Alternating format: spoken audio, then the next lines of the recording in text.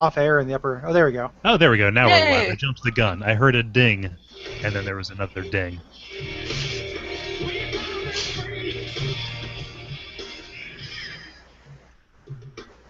Which one is this, Gary? That's Freaks. Like if you've never seen that video, Ed Quist looks like a real piece of shit in it. Like he's like in a suit and he's got a Moby haircut and he's like dance a lot. Would you call him a freak? A Moby haircut? Yeah, isn't that just baldness? But like real bald, like shaved and sallow. Yeah. He's not just bald, he's Moby bald. Yeah. Like you get- Mobile. Yeah, Mobile Brother Blues. Sorry, He wore a depilatory hat. yeah. It's disgusting. It is a disgusting video. It's I don't So, like it. a song from the 90s as Freakin' It reminds me that at one point we thought corn was acceptable. Who's we? You got a mouse in your pocket? We can go. There's evidence. There's historical record that people once tolerated corn to wander the earth. Yeah. And apparently they're still really big in Europe. Hey, that's where bands go to die. That's where metal goes to die at least. Yeah. I told you before I had that uncle who was in a heavy metal band called Ambulance. That was huge in Europe. They got screwed over by the record Ambulance? company. Like an Ambulance. amulet and an ambulance? Had a Yes. baby. I don't think that was the idea, but I used to always think it was ambulance when I was little, and he'd get mad. Like not mad, like and Dark Uncle put me in the sad sack, and Start throwing stuff at you. but he would just like, no, it's ambulance, and I was a little kid, and I was like, I didn't understand the concept of a made-up word. So Yeah. It's a truck that drives around and repairs amulets. yeah, Yeah, like in the Ninth Gate. yeah. There's a deep ninth gate cut. I don't think that really happened in the Ninth Gate. I very well could have. I don't remember anything about that movie. It's really boring. Was that a Arnold Schwarzenegger movie, or am I thinking of Eraser? You're thinking of Eraser. You're thinking of Eraser. Well, I don't know what you're thinking This of, is but you're Johnny not Depp. thinking of the Ninth Gate. Yeah, Because that was Johnny Depp. Roman Polanski, right? I think so. Yeah, it's like a Roman Polanski Johnny Yeah. Depp movie that's really boring about him summoning demons. And like a book. Yes, demon book. I don't understand the appeal of Johnny Depp. I used to like Johnny Depp, and then he just started Johnny Depping all over the place, and it got kind of gross. Yeah, he's intolerable now. Like Yeah. I can't look at him or listen to him. And we like his like the facial makeup and weird created visage for like things now is like very hard for me to look at. Yeah. Like, and Dark Shadows and Charlie and the Chocolate Factory. For his personal fashion, it looks like he was bit by a radioactive Steven Tyler. Yeah.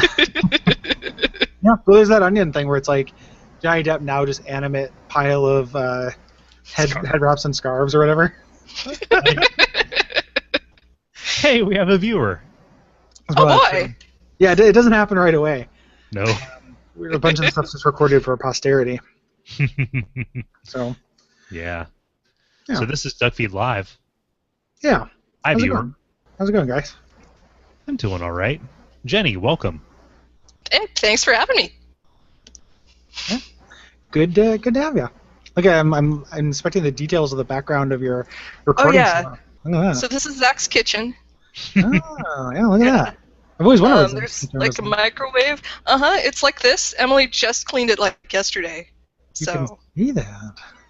yeah. Wow. No, it's beautiful. It's sparkling. Wow. There's a built-in oven. That's Yeah, it's not just sitting on the yeah. floor. Yeah, it's in Eden Chicken, and I just bought a coffee maker. That's that Ooh. blue thing that I just obscured with my arm. Mm-hmm. Mm-hmm. Yeah, This makes it's- great radio too. That's Yeah. the nice thing about this dumb thing that I decided to start. It's like, It's okay, incentive for guys, people to imagine a coffee maker, but like it's really interesting. Like I know you see, but I mean, God, I wish you could see it. I just, ugh. It's not that interesting. just to imagine a But I coffee. Good. Buy the prettiest one. Go. Imagine a coffee machine that is periodically obscured by a woman's shoulder. It's a feature. Oh, you don't have to imagine it. It's real life. It is true. Science fiction has become science fact. Um, Has science gone too far? it has. Yeah. That's funny. Wow, 5 viewers. Hey guys. Wow. Hi, I guys. poured lukewarm coffee into hot coffee to make Luke hot coffee because I forgot I had coffee from earlier. That's about where I'm at. I did the reverse and poured hot coffee into lukewarm coffee. Well, Yeah. science has gone too far. I just poured cold beer into my mouth. Yeah, hot mouth? Did you just pour cold beer into Cole Ross's hot mouth? Like cold beer on a hot mouth. Like, you're listening to WOFF. Cole Ross's hot mouth. Sounds of the South. It's the hot mouth hour. Yeah.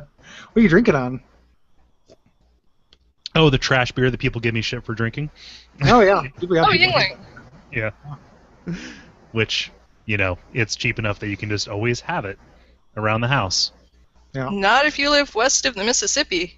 True. In which case you have to get like friends to bring it to you. It's one of those regionalisms. Yeah, it's like a big deal out here if you get your hands on some Yingling. It used to be that way here. Like, you couldn't get it unless you went to, like, Pennsylvania or West Virginia. But they brought it. They got distribution and provided me with a very boring story to tell about which beers you can and cannot buy. Yep. That's been another episode of Cole Ross's Hot Mouth. Going directly to your ears. Hot mouth. Hot mouth. Early contender for title there. Let me write that down. Okay. It's early. It's early days. Oh, yeah. Sorry, all kinds of stuff can happen. Hot mouth. It looks like it says hot youth. It does. Like, hot youth. Cole Ross's Like- hot youth. Like my Hot Chip Sonic Youth cover band. Yeah, there you go. Sonic Youth chiptunes. Yeah. That would be awesome, actually. Exactly. We could do that. Be really dissonant for like a lot of it. Like you could do it, but it would just be all that noise wave for like long Yeah. stretches. Oh, there's an audience for that. Let me, before we do any questions or anything, let me tell you guys about moving. Okay. So I hired guys to move because I didn't have a truck available, and this is another boring story for my hot mouth. It gets better in a second. I'm just I feel like a weird shame about, like, I feel decadent, like, hiring people to move boxes for me. Like, I'm not broken, but then I'm also, like, I'm getting old, and, like, I don't want to be sore for a couple days to do this, Sure. But it just kind of worked out to where it made sense. Obviously, I haven't moved everything. But I hired these guys. One, I hired them for noon. They texted me this morning to see if they could come at 10:45, and then showed up at 10:15. That sucks. Wow. I show up, an hour and 45 minutes early for work. There's two guys, and it was just fine. Like, they're just moving boxes, and I was still eating breakfast because I stay up late. That's really early for me. And then I had to go to get over there. I had to ride with them in the front seat of the truck, which meant, like, initially I was sitting down with, like, the gear shift between my legs. Which, like, if you do that, like, that's no good, because a guy just, like, pulls over and just, like, shifts your shaft. So then I was, like, side saddling and started talking to the guy, and the guy was talking. I was just like, how is business? Which is what you talk about whenever I'm, like, talking to a cabbie or something like that. Like, I don't, or barber, like, I don't really know what to talk about. And this guy was just like, yeah, we got 30 moves coming up this weekend, and we got 5 solid guys, but it's times like this, right? It's times like this I call on my reserve team, my weekend warriors, my sleeper agents.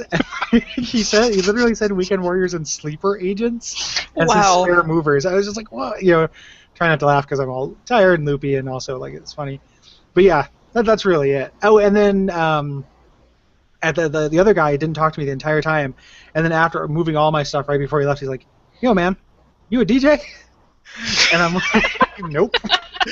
And then that was it, because I got a bunch of music stuff. But, like, the guy who with his weird paramilitary moving stuff was the highlight of my day for that guy. We have our weekend warriors, our sleeper agents, our Manchurian candidates. Yeah, our Manchurian Our running man. We say the code word and they start putting everything in boxes. Yeah. They don't know why. Well, must lift with knees. Must lift with knees. Is it safe? Yeah.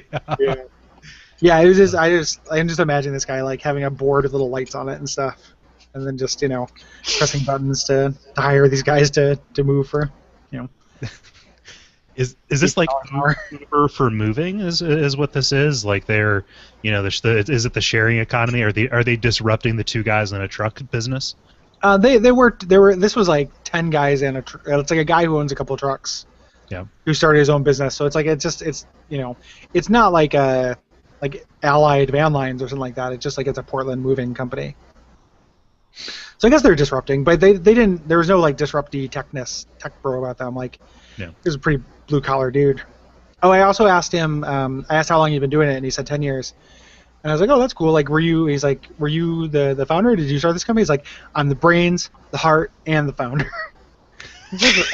Okay. You have to admire that, though. You have to admire somebody who can talk about that in that way. Like, he was way into it. Like, way into lifting stuff. I'm not trying to sound like I'm looking down on somebody who does that kind of work. Like, good on you. He was just a weirdo. He was a weirdo and a real blue collar worker, not because he was a blue collar worker. Right. Yeah, I don't know. Like I hired people to move me the last time I moved here a couple of years ago, and that was a good choice from a time perspective, because I'd done the move yourself over the course of several weeks thing. It also worked out because I got in that car accident and couldn't lift anything. Yeah, that's. So I got the reservation, and that was good. But like, I'm the kind of person who will do the majority of somebody's job before they get to me. Mm. And so like they got there and like, oh my gosh, this is the easiest move because you've already boxed stuff up by room and have like told us where to go. Yeah, the alternative's weird to me though. Like having somebody come and pack your stuff seems weird. Like I definitely packed everything. Don't want that. That's really strange. Like, but the one thing you said made me think like, and I'm not proud of this, but I lied to the guy and said that I threw out my back, and that's why I wasn't like doing it now because I was just embarrassed. I felt so decadent and stupid. And then in retrospect, like it doesn't matter. Like I'm just paying this guy for a service. It's not that big a deal. Yeah. It's just adding into moving costs. Like it's not actually that much more. Like if I had rented a truck and moved it myself, like that would have cost an additional like $40 or something like that. So it wasn't actually that expensive, but I was just self-conscious about it. Yeah. Well, there's also time, expense, heartache, the stress of driving a truck in a city. I can't drive a truck. And that's the hard thing for me is I'm always just like, hey Levi, like, do you feel like driving a U-Haul for me? Like, you don't even have to lift anything. I just can't drive it. Like, and that's what I mean. You don't ask somebody to do that. Yeah. I have enough trouble driving them on like country streets. Yeah. Yeah. That sounds like a real nightmare. Ugh. Yeah. Huh. Mm-hmm. Should we take a monologue? Go get some my craw. Move it. do our tight 5 on moving. Yeah. Like why they call it moving, but you neither move or in. Let's see. Should we assume that our viewers and listeners know who Jenny is? No. No, that's not a safe assumption at all. Let's never make assumptions. Yeah, because when you assume, you make an ass out of Scarlett Johansson. How does that go? Yeah. That's not how that goes. When you assume things about Jenny, you make an ass out of me and Jenny. And thanks. You two specifically? You make an ass out of Bono, The Edge. Larry Mullen Jr. Oh, man. So realization, every breath you take is a lot sadder if you assume that every Police song, like every early Police song, is about the same guy, and he's singing about the same woman from Every Little Thing She Does Is Magic. And then it goes. Then turned him down. Yeah, and now he's creeping on. I think Don't Stand So Close to Me. I think that's the first one. Like he started as a teacher, and then that happened to him, so he left and started working like reforming prostitutes, which is where he met the Every Little Thing She Does Is Magic girl. Mm-hmm. Yeah, and then that went south, and he became a stalker. Yep, and it happens in multiple timelines in a kind of synchronicity, like it is.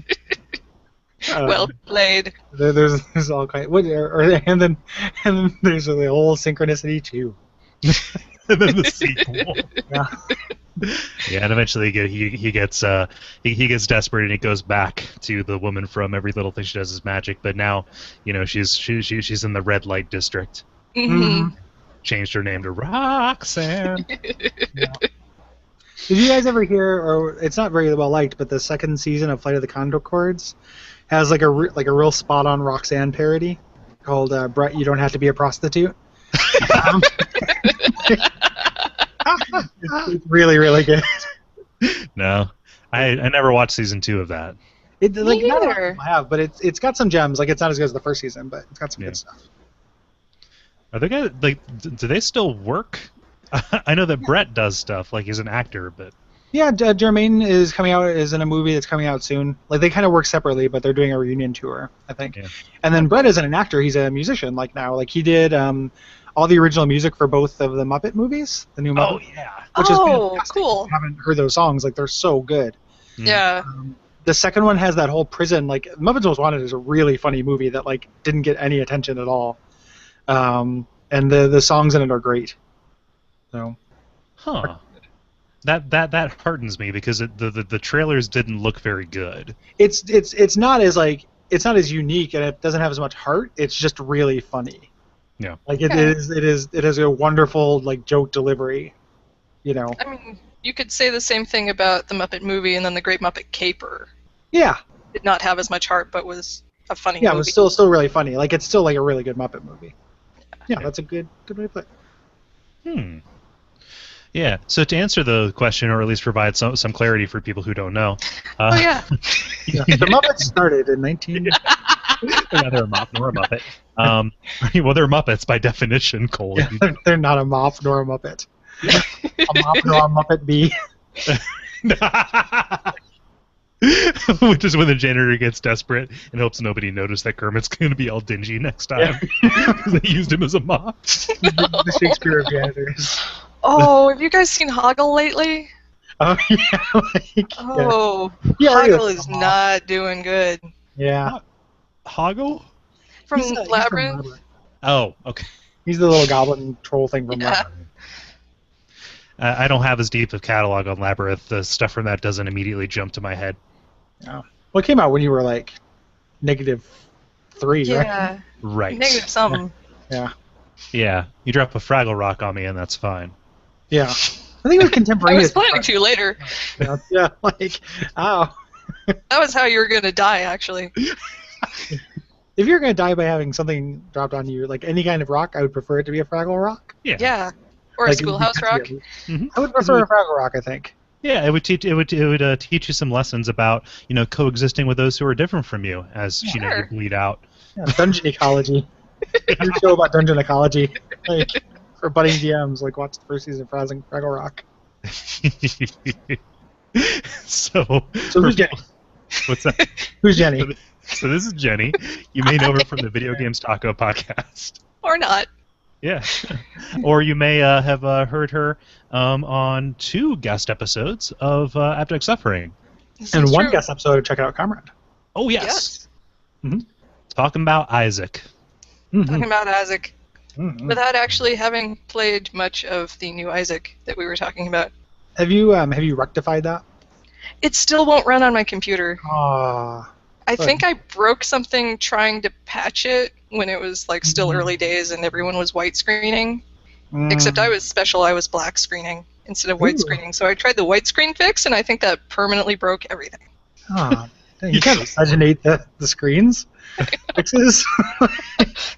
You just end up with No, a you don't permanently cross the green screens. screen.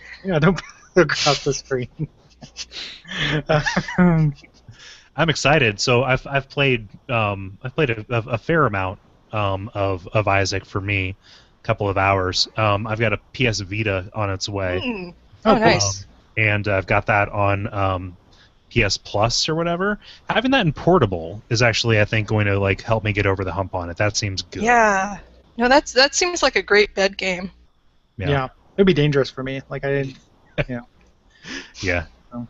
They'd planned a 3DS version, right? But he didn't get through Nintendo cert or something. Yeah, Nintendo wouldn't play ball, or he wouldn't play ball with Nintendo. Yeah, that seems more accurate. Yeah. And then it was like, okay, Mario's gonna have to become a aborted baby. The next one. No, Edmund, we won't play ball. So you give a little, take a little, you know. It's Yeah. fun. Yeah. Yeah.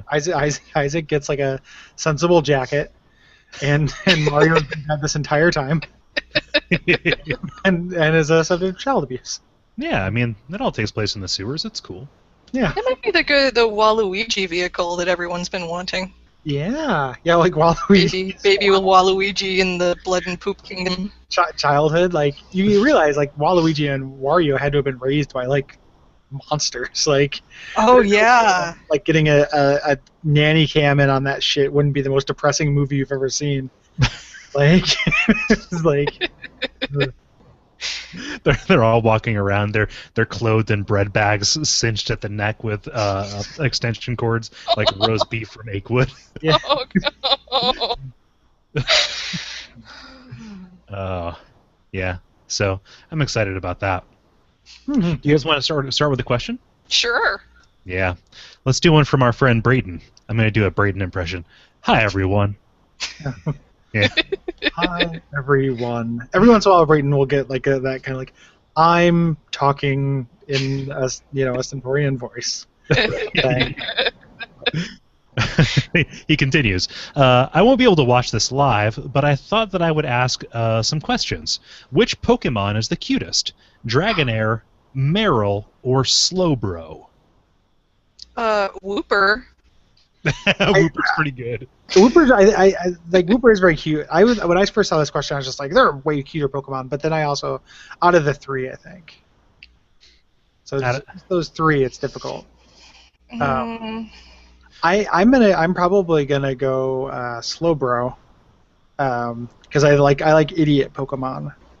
Like I like your Psyducks and your Snorlaxes. Like I like Pokemon that look like they have no intelligence, because it makes what you do to them less complex. Like I'm more comfortable eating a shrimp than an octopus. And if there were like shrimp battlers, like I would sign me up. But octopus Sure. Ultimate. Like they're not going to be bored UFC. in that tank all day. Ultimus. What's the name of the octopus in Final Fantasy? Ultras. Ultras Fighting Championships. Yeah. What was this? Meryl? The Peekaboo. The blue looking. Blue. Do you remember that rumor about That he was. Yeah. Nope. Which I'll be the audience stand-in. Which rumor? Just between it was between red and blue and gold and silver. There was kind of this rumor that there were things you could do, like unlocking Missigno or whatever, to get a water elemental Pikachu. That was like hinted at, and I think corroborated by images that came over, like pre-release images of Meryl, which actually does just look like a blue Pikachu. A blue Pikachu, yeah. And so they thought that was going to be the case, that was going to be the egg that Misty was carrying around in the anime, but it turns out that was just a Togepi and didn't have anything to do with Pikachu or Meryl. Mm-hmm. Yep, I know that. That's a fact I've carried with me for 15 years. What's your answer, buddy? My answer, I'm going to. So I think that Meryl is a little bit too conventionally cute. I'm going to go with Dragonair. I'm going to second that. Yeah, because I like the idea of wearing Dragonair like a mink stole that can freeze people who piss me off. Like in the Pokemon world, like PUAs throw a Dragonair down their front. Yep. And then it just looks like you're packing sausage. Yep. For lunch. For lunch. That's oddly specific. I like Dragonair, but I think Dragonair looks too much like a more conventional children's illustration. I think, like it looks a little bit like just like it's like Billy and the Dragon, or maybe Dragonair is when he's the snake, right? Yeah. And then Dragonite, and then Dragonolo. It's Dragini, Dragonair, and then Dragonite. Dragonite's the big doofy. So I think Drakini is the one you guys are thinking of. That's like. Oh yeah. No, I just looked it up. Dragini is like a little short. kind of guy. Dragonair is a little bit Uh-huh. longer, and he's got Does he wings. have like on his loops hands. in his tail? Yep. So Okay. he Yeah. goes dragon to snake back to dragon? Yes. Weird. Pokemon, man. Whoa! Everybody knows snakes are just the cocoon form of dragons. Yeah. If so, I should stop cutting them in half for no reason. Like, I've got a monster. It's like that old Sphinx's riddle, you know, it has 4 legs in the morning and no legs in the afternoon, and then 4 legs again in the evening. It's a weird Sphinx. Somebody broke the Sphinx. Has there been a Sphinx Pokemon? It seems like since there's been literally man. an ice cream cone Pokemon, there should be, but I can't think of one. Yeah, I can't either. That seems like a thing that would happen. Yeah, I'm really surprised. I lost track after Gold and Silver. I kind of did too, honestly. I don't know how. That's what I'm asking. Like, like the implication there was like, Answer me this riddle. yeah, like, no, I've actually got all 900 memorized, and I'm just asking this as a rhetorical device. You do an hour and a half long poke rap of the 900. It's like an epic Pokepoem. Yeah.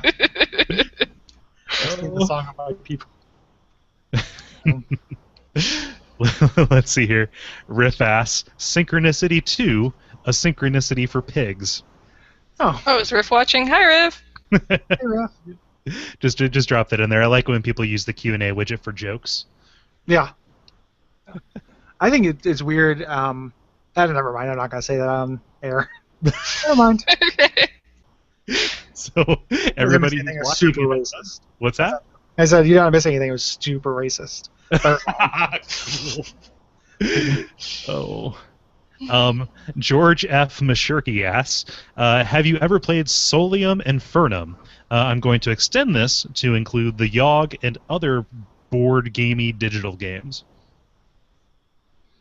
I've never heard of Solium Infernum before Me this neither. question. Nor have I. I have played a little bit of the Yogg. I got stalled on it, but I want to play it more. I like the Yogg. I don't know what other games are like it though. Yeah. Neither have I. So like they seem to be really different things. Like looking at the interface of Solium Infernum, it appears to be like really elaborate. Like looking at the interface, I think like the Yogg is like a little miniature storytelling game with basic stats, whereas Solium Infernum kind of seems like a rudimentary like Catan hex-based strategy kind of game. Oh yeah, Yeah. That's the comparison seemed odd to me, based on what I knew, but I didn't look up Solium Infernium. Yeah. Huh. Yeah. Sorry to just say no. More or less. I didn't play tons of the Yogg. I picked it up on a sale, but then got distracted by pot homework. And then played other stuff instead. How about you, Jen? I have never played either of those. Mm. I've heard the Yogg. I've heard good things about the Yogg consistently. The Yogg is good. I didn't quite understand what the purpose of the multiple characters was. I was just playing it by myself. So I was like, ooh, I can just do 4 different stories at once, not understanding that like each of those characters should have been played by somebody else to come into your home and play the game with you and see how their stories shake out. I love the art in the Yogg. I don't know who does that. I think it's whoever does the art for Casey Green's comics. Mm. Yeah, but it's really good. It's like a nice, like almost like colorful version of like Hark a Vagrant kind of style, kind of loose. Oh, nice. Yeah. Yeah. It's a pretty game. Yeah, we're all pro Yogg here. Yes. Yeah. Yoggians. Yeah. Go Yogg. Yogg University. Yogg. The fighting Yoggs. I won't spoil what the Yogg is in the mythos. That's That good. is- Yeah, that punch you in the dick. Yeah, like, why that is- why would you do that? Let's all That is- go through and say awful things we won't do. Okay. That is a power that I wield, though. Understand It's this. true. Yeah. I know I'm not actually giving you shit for this, but doing that, I know this wasn't your intent, so don't, because you're immediately going to be like, that wasn't what I meant. But don't say it, because I know that's not what you meant. Okay. But when someone does that, where they're just like, this is a thing I could do, but I'm just not going to do it, like, it has really the same effect of doing it a lot of the time. Mhm. I remember there's a guy who I used to be, went from friends with to frenemies, and now I just don't like him. And he was really, I'm sure I've told the story before, but he was really mad because I found a picture in a magazine of Christina Ricci that looked just like him, and and was showing it to people. And it was really funny because it looked just like him. I drew a little beard on her, and I love that I have a face for this story now because of that. yeah. So just imagine Christina Ricci as but he got really mad, and he was saying like he was like trying to start a fight with me or something, and he's like, Gary, there's stuff that I could say about you, but I'm not gonna. And like that's like the equivalent, like that's the exact same thing as just saying the thing, or worse, because anything I think of is going to be worse than what you're actually going to say. You know, um, and I know you weren't doing like you weren't doing that, but when you say like I can do this awful thing, but I'm not gonna, like it doesn't, and again, I'm not comparing you to this guy at all. Yeah. But it just reminded me of it. In reality, what happened was I pictured the Yog University and what that would mean, like the mascot, and like, oh, I could make a joke about that, but I don't want to. Oh, because it would be a spoiler joke. I very inelegantly backed away from it by you did fine. It wasn't elegant. I was just calling you out for comedy purposes. Yeah. Which is joking with you on this comedy live stream. But that live sorry, that attitude, like that scorekeeping kind of attitude, like that is something super prevalent in like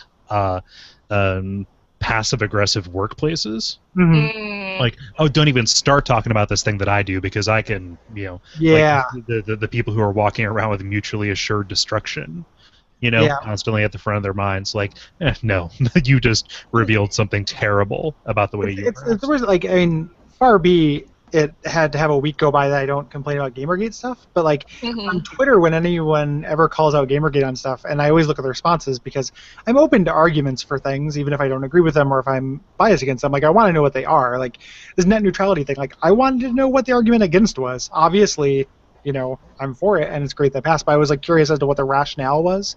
Whenever I see people who are against something, I feel like should be elemental. And what always happens is someone will just be like, Gamergate does this, and then it will just be a screen cap of like Leigh Alexander being kind of bristly, or like, why don't you condemn this? Like, it's never a response. It's just like, this is the thing that you do, as if that's a response, and it's not discourse in any way. Here's what I have on you is not a good response to a specific criticism. No. And also it like plays in that hypocrisy as like apparently this atom bomb, which is not, but this person does this, so therefore everything, you're mildly inconsistent by liking this person and disliking this person when they've both done bad things. It's like you got me. Like I like some people for some things and dislike other people for other things. Yes. Guilty as charged. because sometimes growing up is recognizing things can be complicated. Yeah. Yeah, we don't have to go on that. Like, we don't have to keep on that or anything. Alan Del Rio asks, "Wow, I've never caught one of these live before. Hello, Hi, Alan. I'll repost my question." Alan. Hi, Alan. Yes, I'm replaying Final Fantasy VII and listening to the WoF episodes on the game while I do. I finished the game yesterday and have been trying to defeat Ruby Weapon without, he says, KOTOR. Which I think he means Knights of the Round. With the Knights of the Old Republic. He's moving around with lightsabers and shit. Sorry, Alan.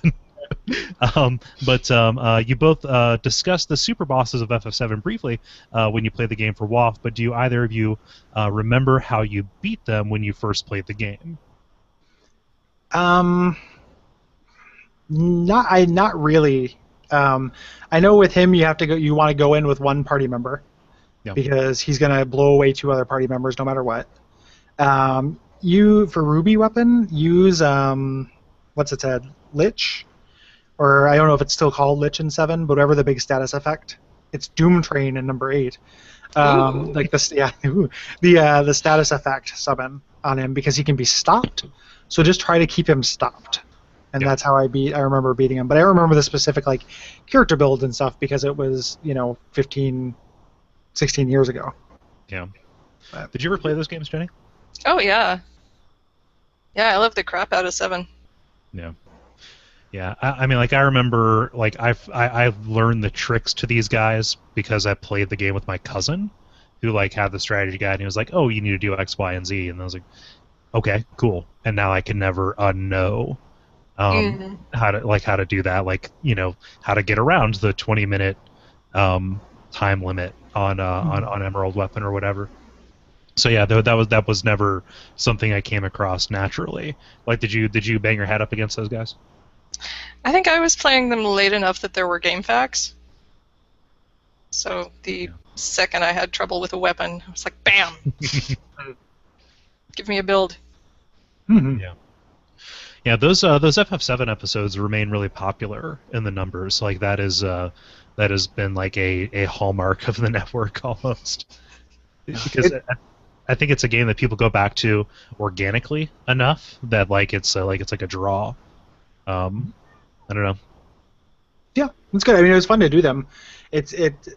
I'm in no hurry to do it again.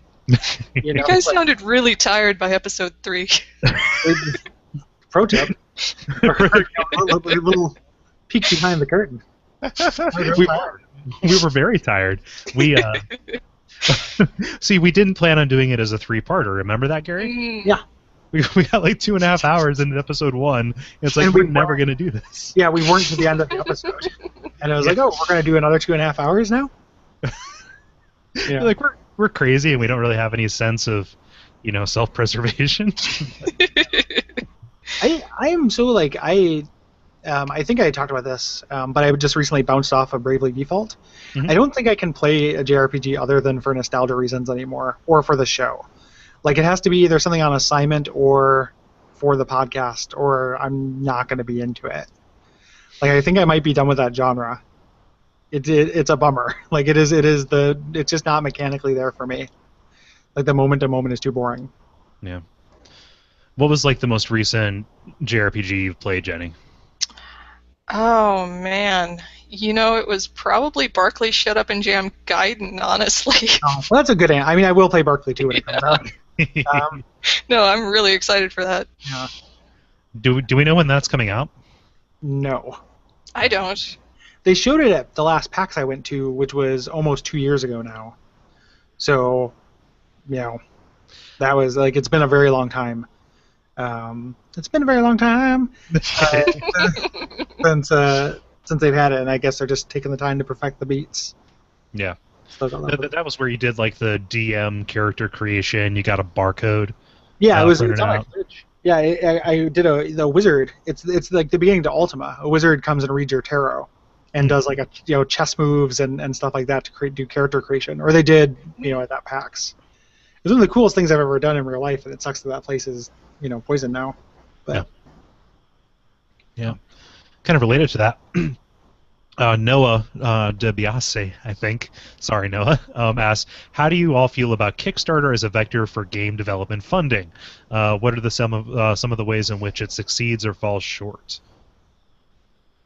I can't speak to that because I've never done a Kickstarted video game project. Like, as a consumer, it's just a way for me to give money to people that I like, and then 3 years later get an email that says, "Hey, here's a game for you to play."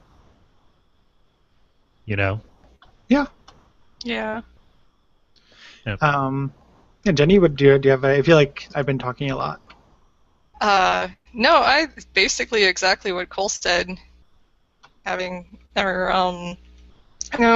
Asymmetric successfully kicked a thing, and that was fine. for Word Realms, yeah. Yeah. Yeah, I don't know. Like, it's fun to track like when the ones go bad, just because it's entertaining to me to hear the different ways people can get upset. Yeah, no, that is fun. Like in a popcorn way. It seems like Kickstarter is really saturated with everybody trying to get a game funded, and I don't know if that's hurting Kickstarter as a vector overall. Yeah, like I feel like it does. It's kind of a victim of the boom, like the Double Fine Kickstarter boom. Oh yeah. Things. Oh god, people were so mad about that. I'm kind of mad about it. Like it is annoying. Like I think it is awesome for a certain kind of scope. Mm-hmm. Like it's really really cool, and you get your get your Shovel Knights and your Shadowrun Returns and your FTL. Stuff. Yeah, your FTL and I'm looking forward to like Project Eternity and stuff. But I feel like the Double Fine stuff, I don't feel like they made a game that was appropriate for the venue, and I think that's why they're had to ask for a bunch more money just through non-Kickstarter channels and stuff. Yeah. Front Fractions 2? Yeah. That funded? Yeah, which is awesome, and also it's like that was a ridiculous leap of faith for people, which I really like that Jim was able to do that. Yeah, that was awesome. Yeah, super cool. Yeah, I mean, I think that the worst case scenario for this is like Peter Molyneux's thing, like Godus. I mean that is kind of going nuclear, I think, in terms of the way that can fail the most spectacularly. Yeah, and then John Walker's really mean to you, and you cry, probably. I would have cried. Yeah, well, I mean, I would have been really mad. Like, I don't know. Like, I wasn't on. Like, I know that you guys just talked about that on the level and stuff, but I was talking about it in the forum thread and everything. Like, I don't want anybody to not be treated like a person, I guess. Yeah. Like, it's like, yes, he is. I think that does have kind of like. I think he has a problem setting any kind of expectation for himself and holding himself accountable. Like, I have no particular love for him, and I'm not even like that into his games. Like, I like Dungeon Keeper, and that's about it, So I have no affection for him. It just like felt like this is not getting anywhere. There's no good that can come of this. Like, what was going to happen? Peter Molyneux was going to be like, yep, I am a liar and terrible person. You got me. Like, I don't understand what he wanted to have happen, Like, it didn't, I don't know, it felt like weirdly Fox Newsy to me. Yeah. I don't know. Maybe he was aiming for like a therapy-type breakdown where Peter Molyneux starts like crying. A WTF episode? He builds himself from the ashes. Gets him to to come back. Like, that's not the way to do it, though. Like, it's so weird. And then the forum thread turned into shit for like 2 weeks right around there. Yeah. And then just like people so mad at the Idle Thumbs guys, which like again, just people who have no affection for necessarily, but don't want to see treated like garbage. Yeah, I don't want anyone to be treated like garbage, and like there's people like, you guys really fucked up. Fuck up! Like, they're just saying stuff on a podcast. They have different opinions than you. I missed it. What are the Thumbs guys do? Again, I didn't listen to it. Did you listen to it, Cole? Yeah. I mean, they basically said what we said, which is that probably wasn't the best way to do what they did. And they, as developers, wouldn't want to be. They, as developers and former press, A, wouldn't want to be talked to like that, and B, see serious problems with that flavor of journalism and don't see any real merit to the approach. I mean, like, when people hear that, though, they all they say is Peter Molyneux. All that they hear is Peter Molyneux didn't do anything wrong. Yeah. And that doesn't necessarily follow. Right. Yeah, that's the way they act. Good. Yeah, I was just going to say, no one's arguing that, like, he shouldn't be accountable. Right. Like, I feel like no one's letting him off the hook. It's just, not a good way of putting him on the hook. Just maybe we don't literally cut his balls off and kill his dog. Yeah. Right? Yeah.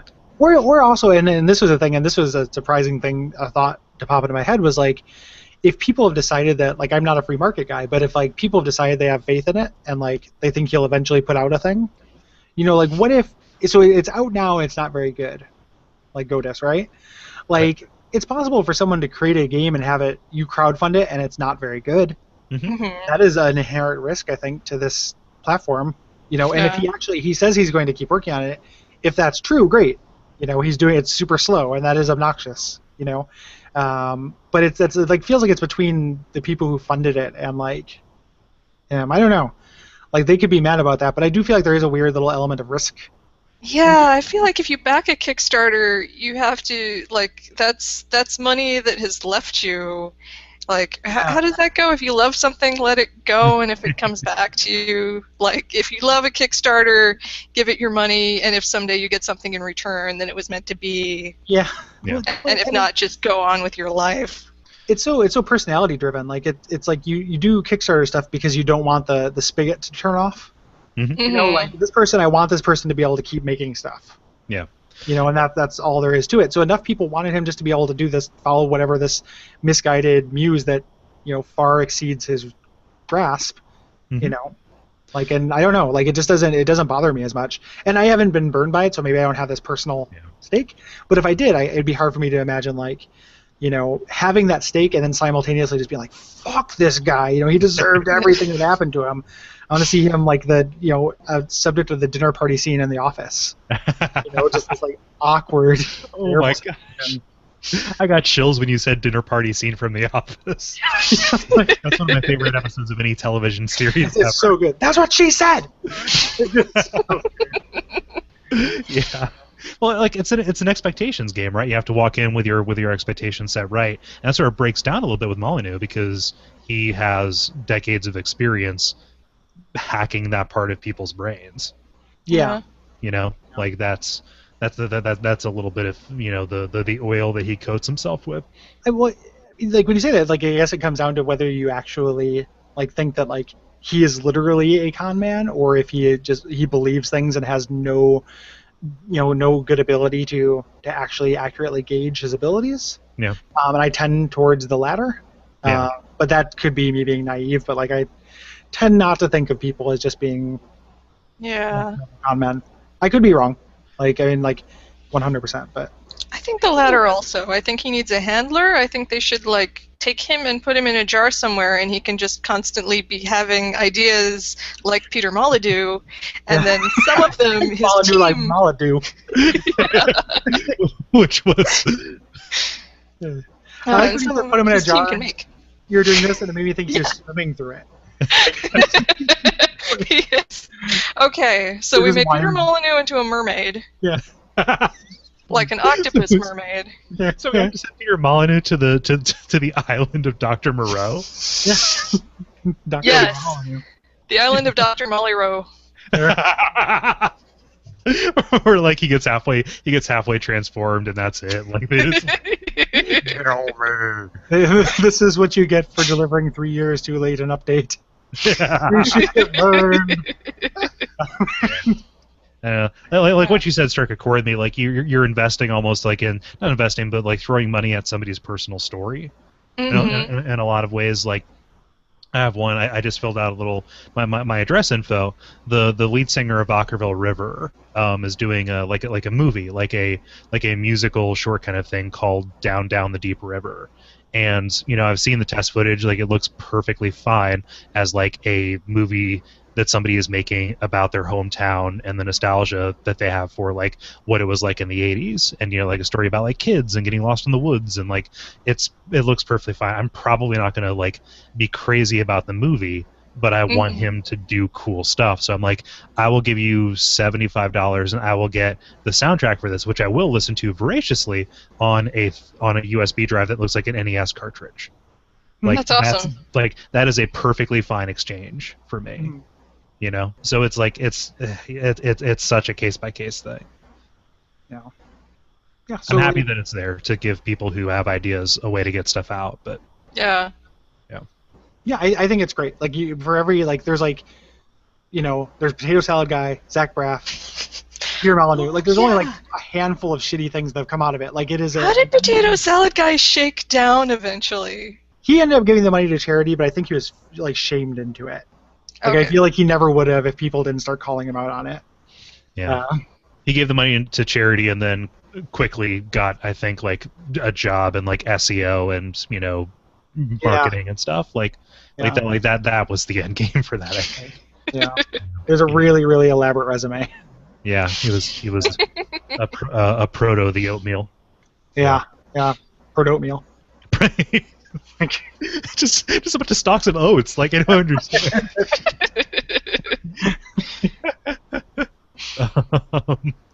Let's see here. Brent Randall asks, I know everybody here is somewhat of a bad game connoisseur, but have there been any moments you can recall that were so bad they left you laughing until you choked? Ooh. I mean, so can I count the scene in Deadly Premonition when you're sitting down for breakfast at the hotel and the whistle song comes up and it's louder than all the dialogue?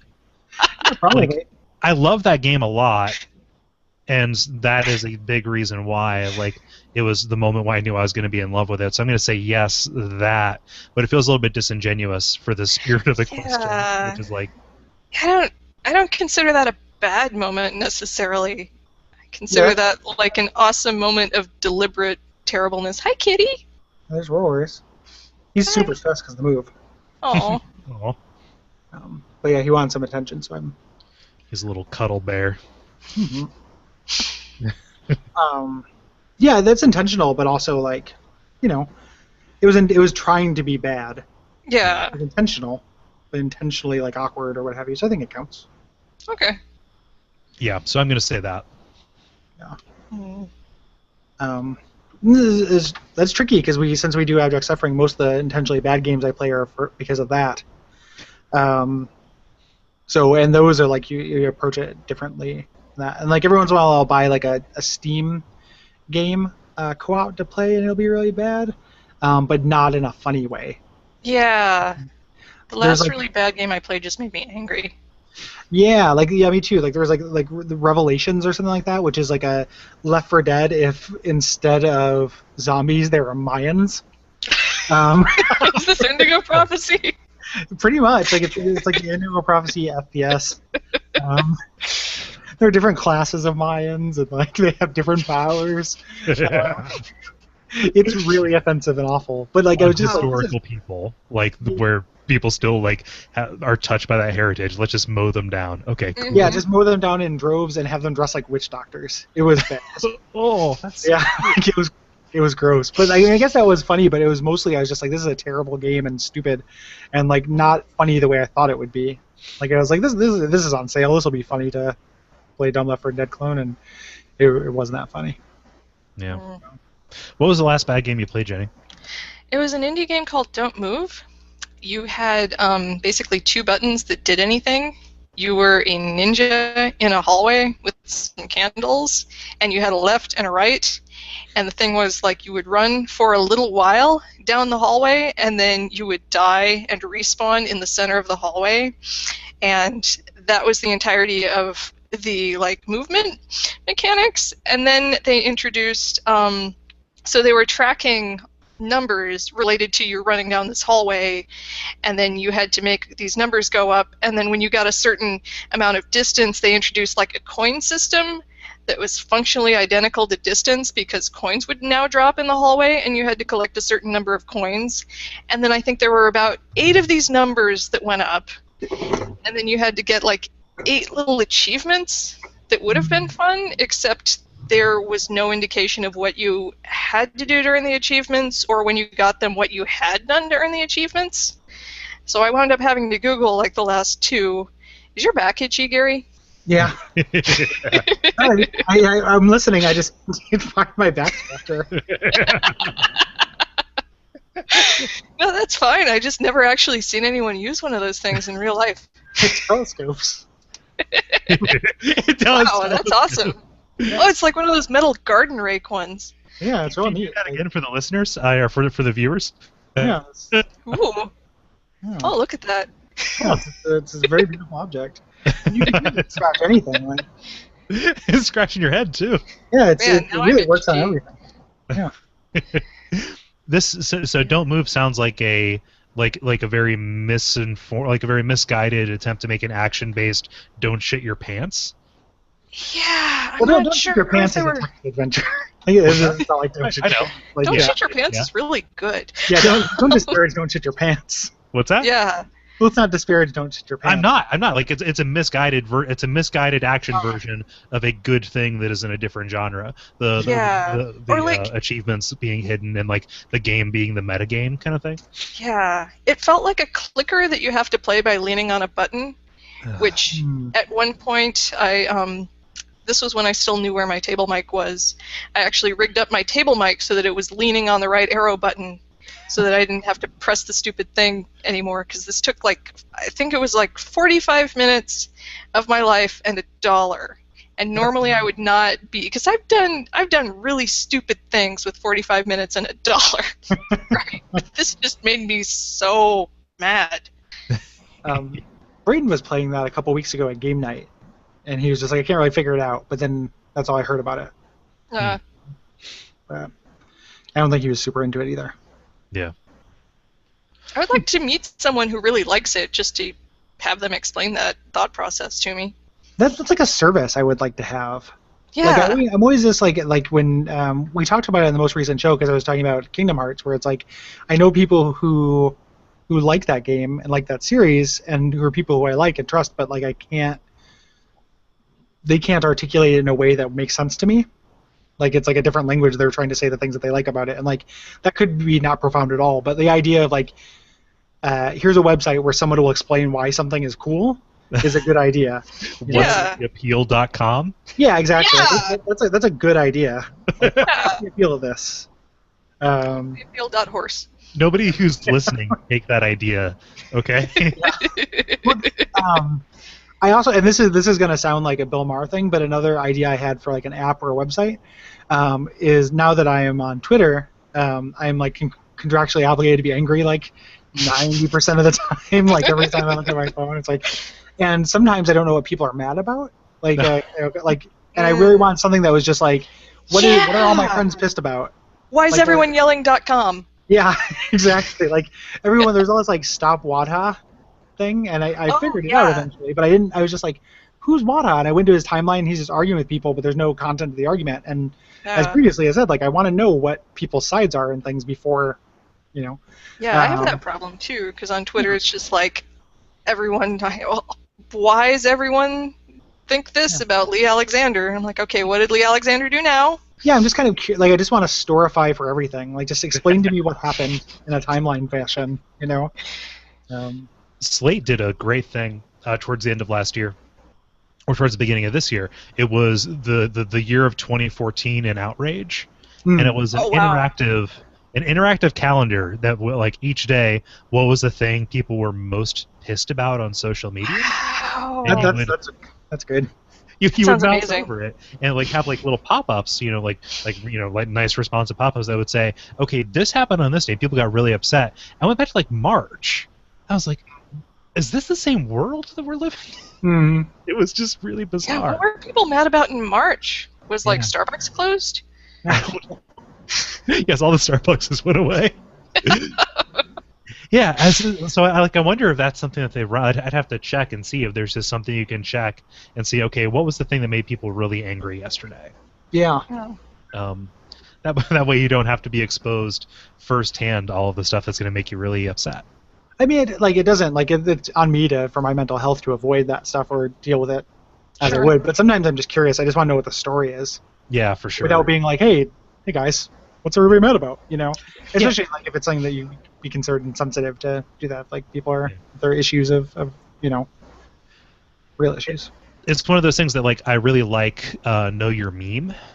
Yeah. As a site, like as I slouch toward being my own version of an old man who doesn't know what based means, I still have never figured out what based means. It's from I Iraq. looked it up.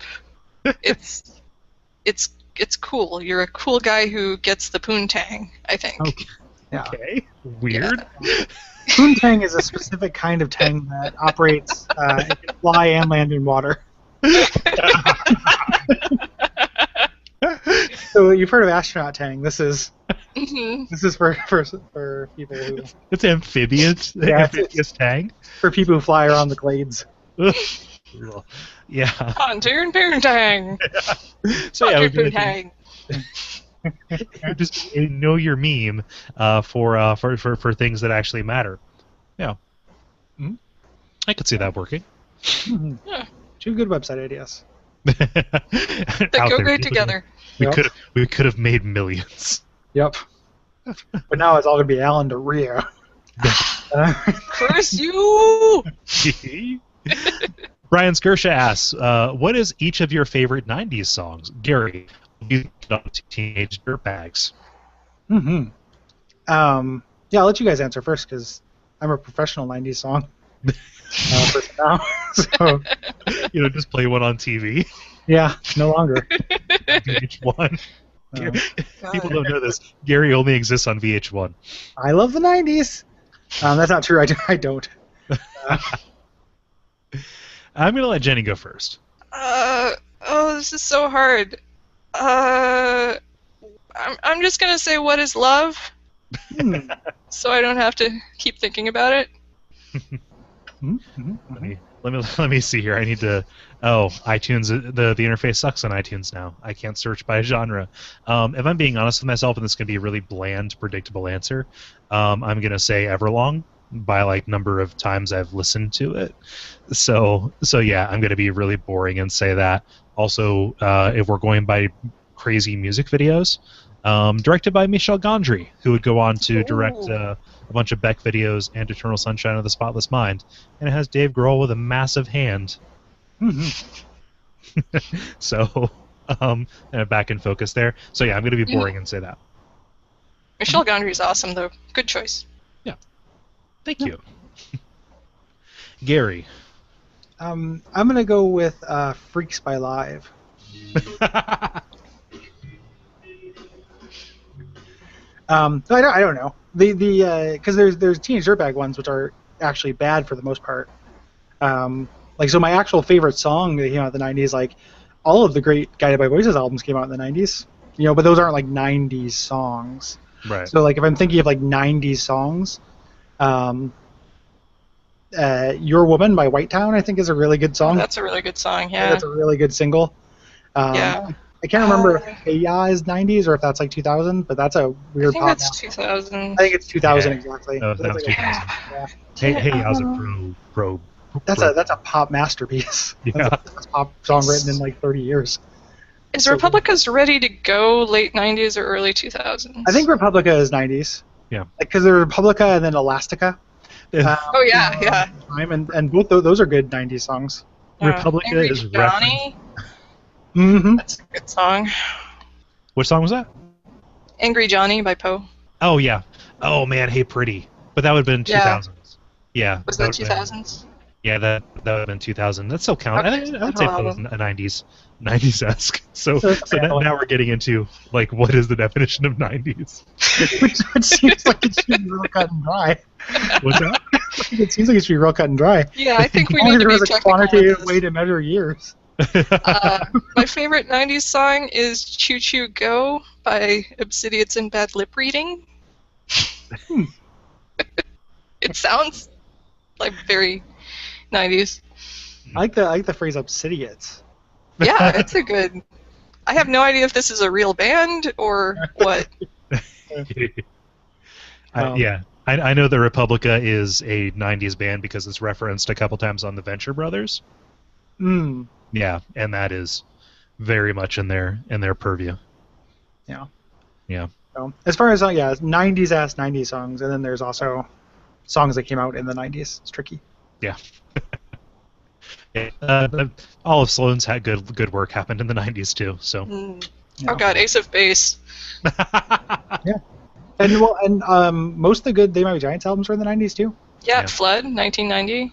R.E.M. Other good albums in the 90s. Like, I mean, 90s were a great decade for music if you ignore the 90s music. Yep. Like, so. But I mean, every decade is a good decade for music. Right. Like that's such a ridiculous thing to say. Like whenever anyone says something like that, like, oh, it's a good decade for games. Like it's a good decade for movies. Like every single decade, like a decade so big, or even down to a year. Like it's a good year for movies. Like all years are good years for movies. Yeah. Like every year, 10 or 12 good movies come out. Yeah. How many movies are you seeing? What people are saying for that is it was a good year for other people recognizing the thing that I like. Yeah. You know? Because like plenty of really good music came out in like between 2000 and 2010, but like the I don't even know what the prevailing notion of like what was popular during that decade is. Mm. You know, It's just when it happens to line up with what you like.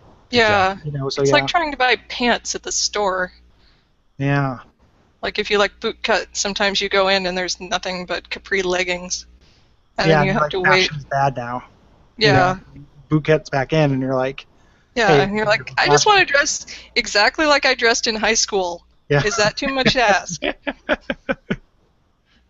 it's not. I want to listen to what I listened to in college. Like. Yeah. And then stuff that sounds like what I listened to in college, very slowly making incremental, reaches towards listening to ultimately a bunch of new stuff. Like, yeah, I get into like 3 bands a year, Yep. and then but then they're in. Mhm. Like, and then it's like I go Yeah. deep on them, and then that's it. So 3 discographies per year. Yeah, and then that made it really hard. Like when I was on college radio, to like not just have every 2 hour show be the same, 12 bands, but Mm. just different songs off of them. You know, yeah, that was Did you hard. guys hear Third Eye Blind is making a comeback in the college circuit? No. Yeah, that's a thing. Why specifically in the college circuit? Um, they think that it's rapid cycling nostalgia. Hmm. So old Third Eye Blind, like they don't have like a new album. They had a new album in 2009. Hmm. I was Yeah. Googling Third Eye Blind for whatever. Oh, I was looking at the Summerfest lineup because I'm moving back to Wisconsin. So I want to know who's playing Summerfest. And at the very, very bottom, like under the guy who does the Kids Rock and the Red Hot Chili Puppets, is Third Eye Blind. Was the very last act. But they didn't do anything recently.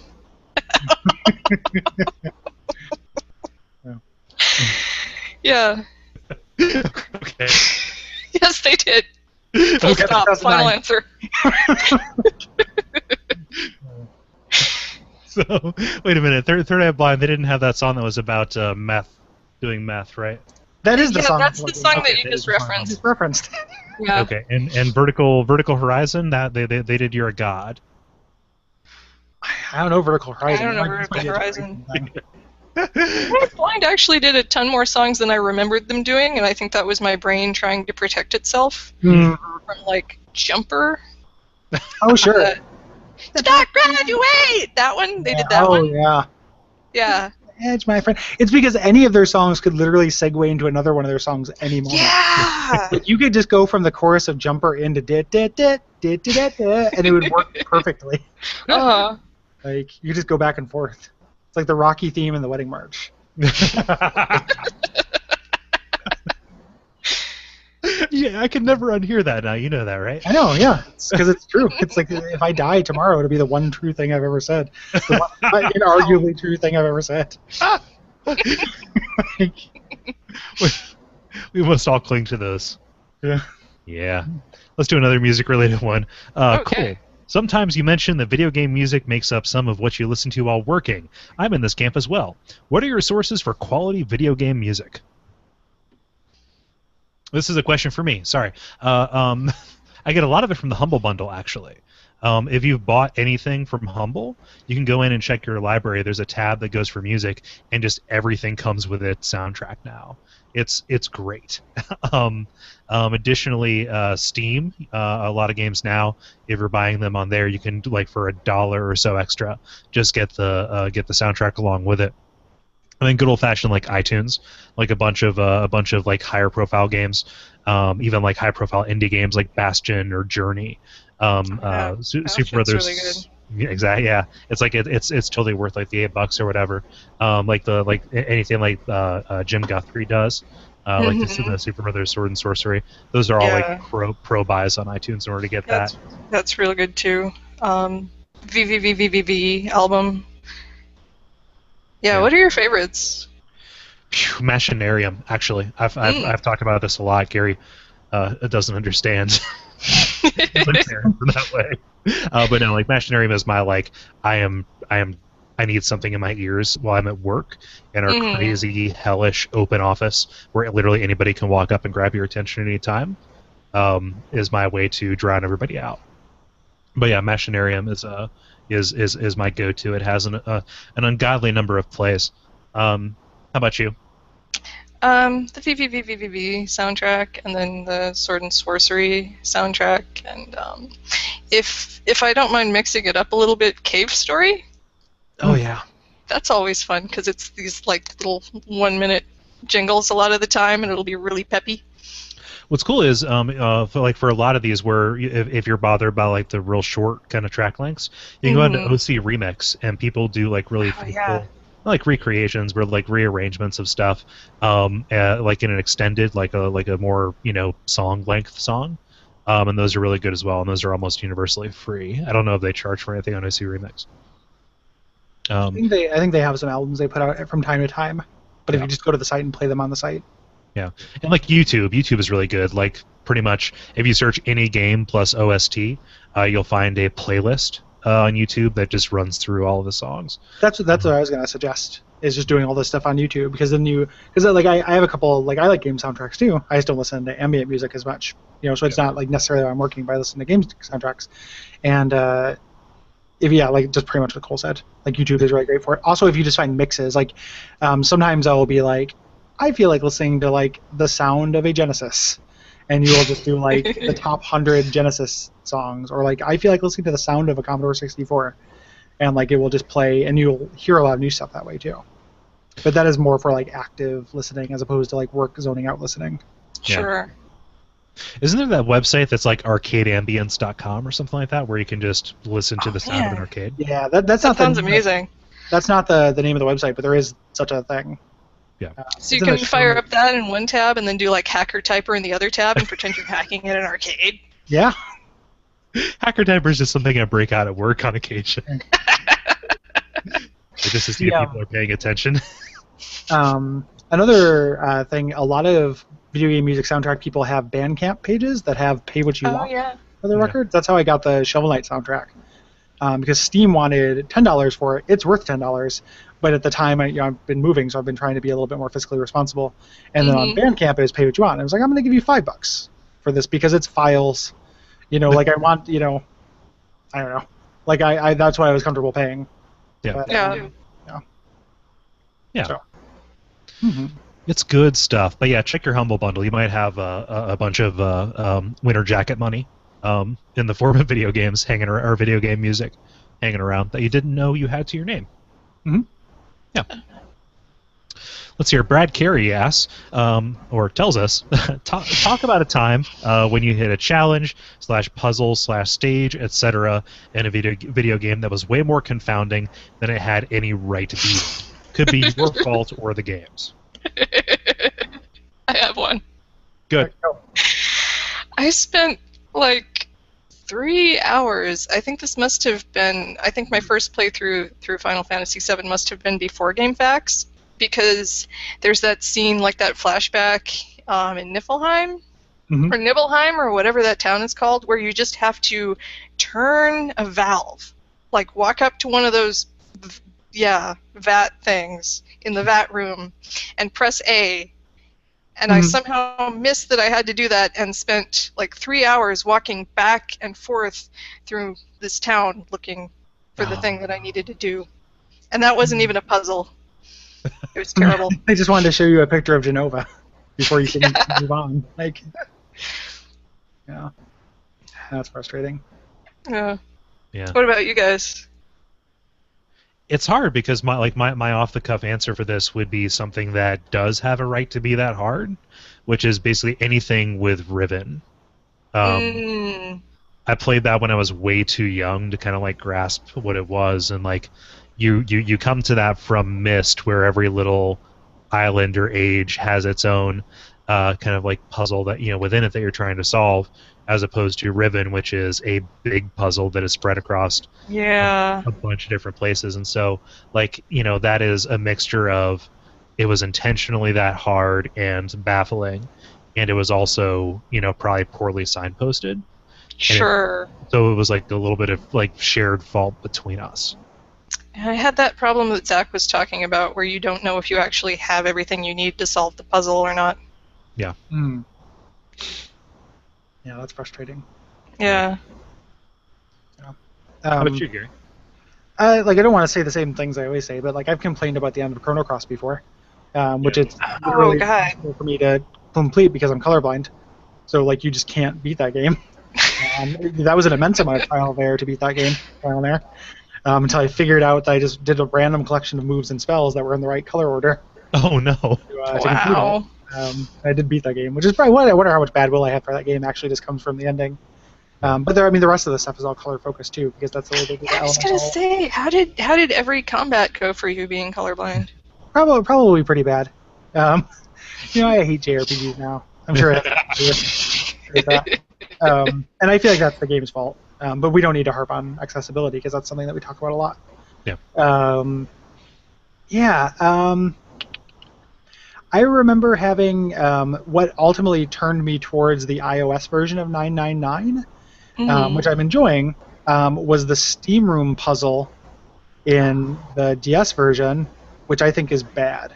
Yeah. I got mad at it, and I spent a lot of time, and I was like, I just want to know this. This is a bad integration of puzzle and narrative. Like, I want more of this narrative, and you are putting this up as just a block. These two things are really separated and have nothing to do with each other, and that made me really mad, and like, kind of put me off the game for a while. That's where I stalled in my second playthrough of it, and never got all the rest of the endings. And I started from the top with the iOS version. Yeah. So. That is a big reason why, like, just thinking back on it, I was even thinking about it today because I got Danganronpa here, and like, oh, just like visual novels and just the game book discussion. Had me thinking about it. I really think that I like Virtue's Last Reward a lot better than 999 for almost that exact reason. Like the way that they merge the two sides of the gameplay. And it's a lot more conscientious, I think. Even if I might like the story in 999 just like a smidge better, like it is a better experience overall. That I don't think would be heightened if you took the puzzle side out of it. I was talking with Bob on Twitter because he just wrote a thing on US Gamer, mildly criticizing. Like, I don't want to make anybody sound like we're all rational people, so nobody was like, he slammed we threw down the gauntlet on. We were just talking, but he was criticizing Telltale's recent efforts for being kind of samey and not being very puzzly. And to my mind, I really like that because it feels like a lot of times, even when we go back and play adventure games for the show, like I have to look at them through racist grandpa lenses, where it's like it is that like it is really hard not to ruin pacing with it.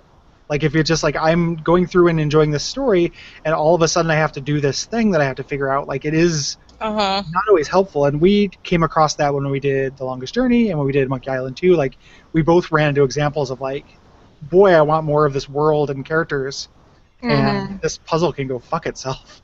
Yeah. And like I feel like, I mean, you can say that like the new Telltale style is not your thing, but like the streamlining of just being like, you know what, narrative is what these games, like if you want narrative in these games, this is that.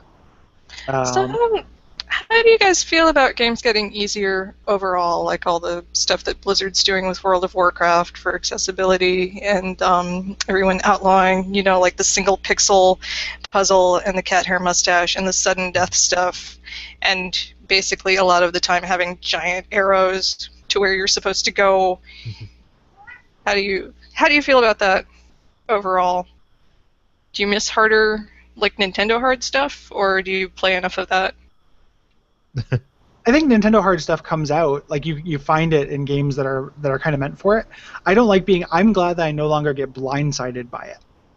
Is kind of my thing. Like it is, I don't want to have just an arrow on the floor that tells me where to go all the time. Like that's obnoxious. I'm with you that, but like the single pixel stuff and the cat hair mustache stuff, I'm happy that it's gone. Like I don't like that stuff. But for like Nintendo hard stuff, like you play like, what is it, like Castle in the Darkness just came out, the Nicalis game. It's a really fun, really hard Nintendo platformer. 1001 Spikes. 1001 Spikes, yeah, or Shovel Knight, something like that. Like you can find that stuff now, and there are people doing it. I just don't like it. I like it that that's not the standard. The other end of the spectrum, like I don't really play Blizzard stuff that just kind of like does that stuff, so it's easy enough to avoid. I don't begrudge anybody if they want it though. Like people got real mad about Mario Galaxy 2 because if you die enough times, like they'll literally will beat the game level for you. Oh, seriously?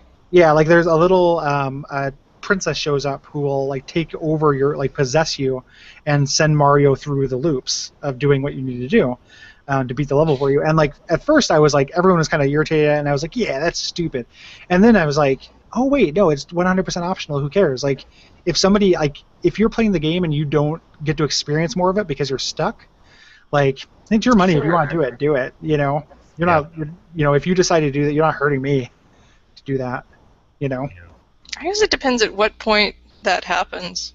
Like if it's the first time you die or start to get stuck, and the princess is like, no, this happens. It's like 10 times or something like that.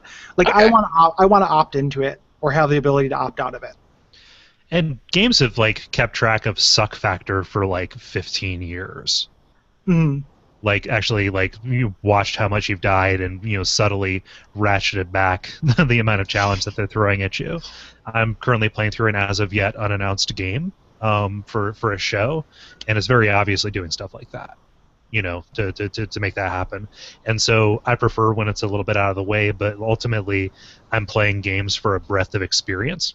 Mm-hmm. And it's you're just like if I have control over how much of that I get in any given in any given side of it, I don't begrudge a game for wanting to hold my hand or get me over this.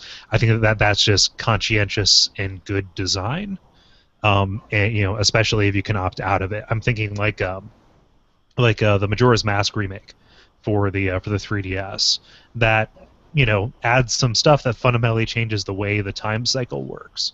But I think it works because this is a portable game. You need to pick it up, drop it down, put it down. But you can opt out of it. You can treat it just like it was the N64 game, and then it becomes a willpower thing.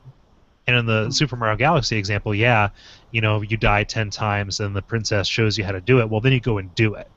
If you wanted to beat it, if you wanted to get the collectibles beyond that, like fine, like that doesn't take the game away from you. Yeah, like the one of the big examples or early examples I can remember the Vita chambers in BioShock, which like they added in the ability to turn that off, which I think is a great move. Like that should have been in the game from the beginning, but it's not a crime against nature that the Vita chambers were there in the first place. Right. I mean, how do you feel? You asked the question, Jenny. Oh, I mean, I'm getting older. I think it's you guys who talk about realizing that we're going to die. We do that a lot. We're just fun. Yeah. Oh, good. I was worried. Yeah. Yeah.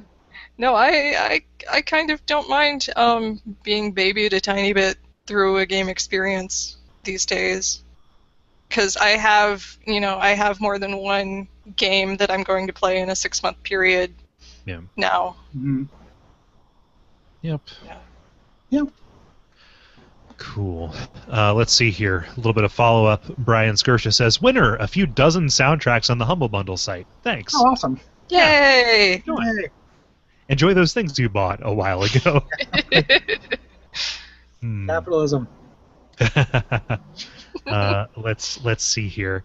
Noah again chimes in to say, for PC gamers, Steam has long been the place to go to for easily accessible, reasonably priced games, all neatly stored in a single client. Do you think this has been useful or harmful in terms of creativity and original game development? Like super useful. Yeah. I mean, like most stuff that comes out through Greenlight is, that's a whole different discussion. But like, it's a big any kind of platform for getting stuff out there is good. Yeah. I'm happy that there's more competition because like itchy.io, Oh god. is kind of a thing, and then all the bundles and stuff. I like it theoretically. I wish it wasn't called that because it makes me itchy. And because I don't actually know how to spell it. Like I just know it's like I think it's itchy.io. It's just itch. I think it's just itch.io. Okay. Now I need to borrow your back scratcher. Itchy. My shoulders. Like looking at insulation. For the listeners, Gary just waved his back scratcher at the camera. Yeah, I scratched the camera. But now that I got it, if I'm going to do the crime, I might as well do the time. So I could see an argument for Steam being like the rich get richer kind of thing. Like, you're a super successful game developer who already has a popular game, so it's going to be featured. But I think that it's far better than like the iTunes store, which I think is actually really hurting people who want to develop for that platform. The way that they handle discoverability, right? But like Steam has just the right amount of like enforced social side of it and kind of this enforced algorithm. I was kind of down on the new Steam experience and them kind of watching what you did and checking out your preferences and whatever. But ultimately, it's came out for the good in terms of showing me kind of like non-standard stuff that I wouldn't see, and they generally have a good mix of big and small titles that match up really well. And like the primary way that I discover games on Steam is by that little pop-up in the corner of my screen, seeing my friends play cool stuff. Just like I discover new games, a lot of the time by seeing my friends talk about them on Twitter or hearing people talk about them on podcasts. Like that has been a great way for me to discover new stuff. And so, as somebody who's on the consumption side of that, thinking about somebody on the production side, and, you know, how do they spread the word? Like that I think is kind of a natural and organic way to make that happen. So I think it's super positive. Yeah. I wish that Greenlight was not the potential vector for bullying that it is. Yeah. Yeah, it has become a weird cheerleading thing, and like, or whatever the reverse of cheerleading is. Cheer following? Cheer following, yeah. Melancholy following? Jeer leading. Let's say jeer leading. Oh, that's pretty good. Cheerleading, that's good. Cheerleading's pretty good. Yeah. Okay, can you elaborate on that, like the potential for bullying, and are we talking like the Depression Quest thing, or? Yeah, even since the Depression Quest thing, there was Brianna Wu's thing. Oh, like, yeah. Yeah, which eventually did get greenlit. But Yeah, there was a whole bunch of, you know, just people shooting it down. And then also the reverse happens where, like, internet men will greenlight things regardless out of spite, which happened with Hatred, which was the big thing with that. And then pressure them with that. So, like, the politics behind it. But that, I feel like that's, like, not in part of Steam. I think it's part of gaming culture right now, and Steam is part of gaming culture. And, like, hopefully that stuff will pass, or at least lessen to a deafening roar, and then they, you know, then it will kind of calm down. Yeah. It is like the double side of that social element. Like, there's a social element, so people can say whatever they want. People are going to say shitty things. Yep. Yeah. I actually support Hatred being on the store and having made it through the process, just because, like, if I'm going to go to bat for free speech, I have to go to bat for shitty Nazi free speech also. Yeah. Or I'm an asshole. But I do wish that we lived in a world where people would not have made that game and people wouldn't have wanted to play it. I don't see it as a free speech thing. Like, it's not like a public platform, like a government sponsored thing. Like, Steam can curate how they wish, and I think that that's true. A thing for them to be mindful about what they provide. Yeah. No one is saying that it's illegal to make Hatred. If Steam took it off the store, they would just put it up on their own site or what have you, or they'd figure out some way to distribute it. But to me, like, it says something that Steam is like, yes, we want to sell this, you know. Like, I've never thought of it in terms of free speech or not. Like, like if you want to take that to its extreme, it's, you know, Valve's you know, free speech to decide what they do and don't tacitly endorse by putting it on the thing. I agree with you, Jenny. Like, you know, to a certain extent. I mean, I'm stealing a line from Zach on Video Games Hot Dog when they were talking about this. You know, your conviction is only as strong as, you know, how much you hold it up when it's inconvenient for you. Yeah. You know, and so it's kind of like, yeah, it's hard. That's one of those few instances where the hypocrisy thing can cut the other way. But I can still discourage people from buying it and say that it is a bad thing. Sure. You know.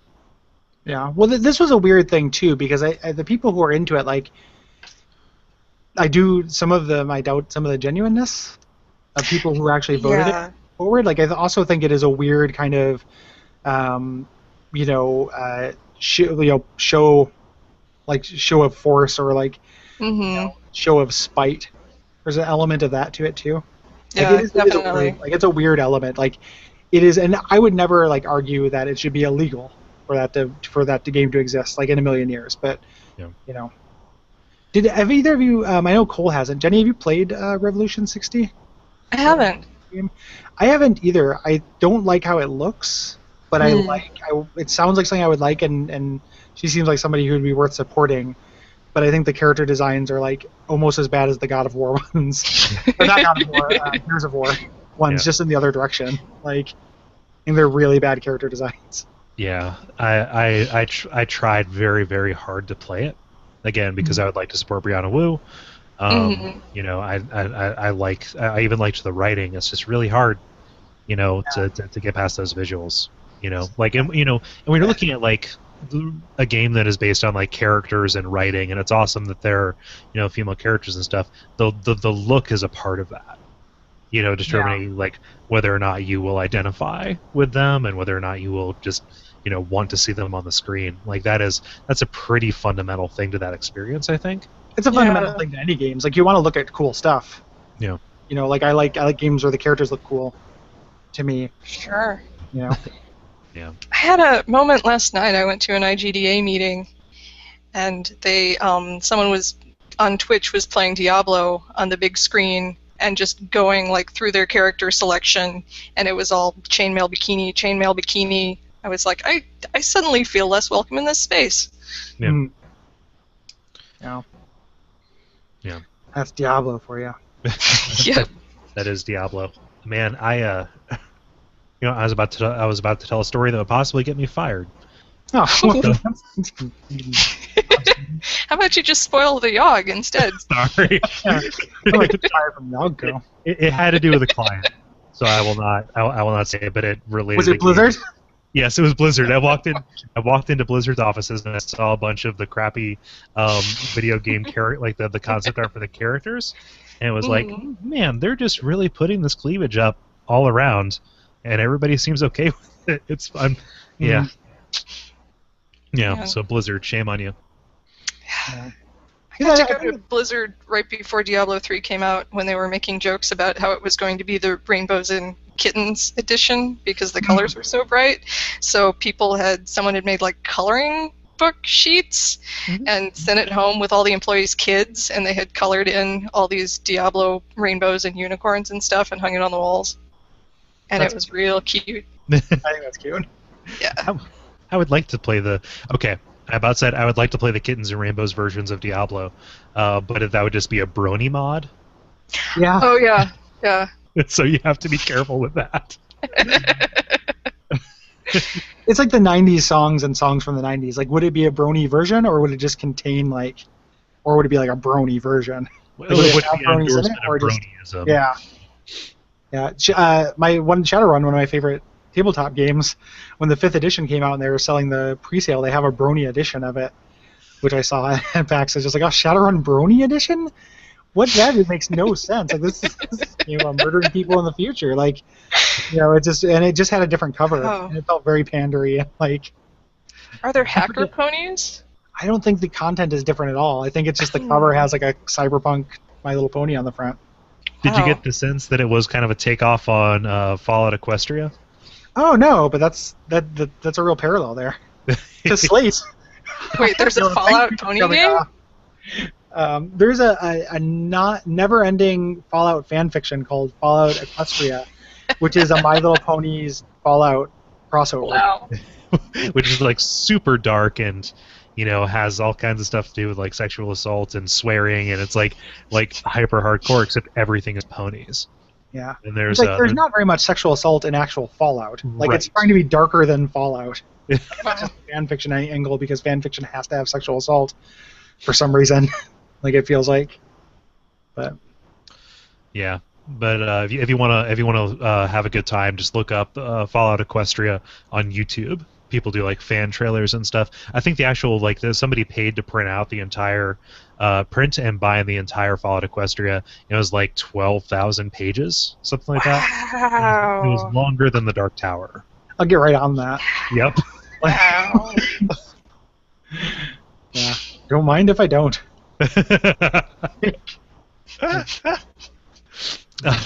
Let's see here.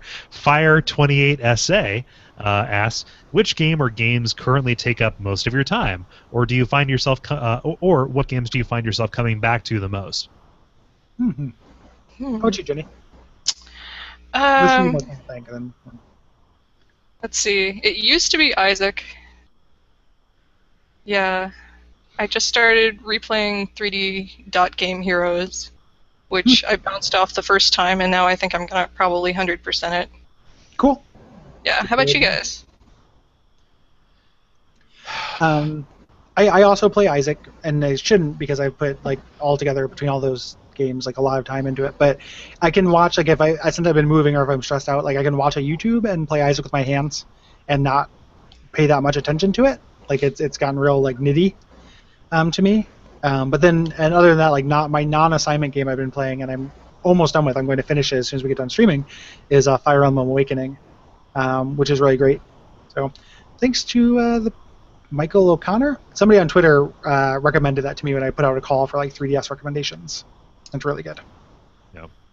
So mine has mostly just been assignment play. I haven't had a mainstay I've gone back to. like casually for a good long while. Yeah, I mean, aside from that, it's just stuff that I play, non-assignment, but not habitually. Like, oh, Professor Layton versus Phoenix Wright. That's really Oh yeah, good. Yeah, yeah. but I wouldn't call it like like a fixture. It's something I'm going to play in bed and then leave when it's done. If you were gonna Sure. take that game and mark it down by percentage of what percentage of it is Layton-y and what percentage of it is Phoenix Wright-y, how would you do the split? It's So pretty far, half and half, right? what's that? Yeah, it's like 50-50 so far. I'm like in Mhm. like chapter 2 or something like that. Yeah. Which one don't you want? Like, well, like what's the maximum I, peanut I, guarantee here? I like Layton games more than I like Phoenix Wright games, Yeah. while liking Mhm. both of them. Right. So like it's not like I dislike Phoenix Wright, but like Yeah. Layton is what you get. Like I just know what you're going to get.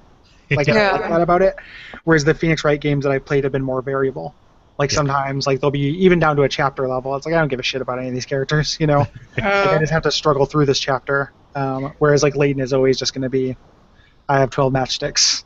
I'm going to lift one up and great. I'm always down for that.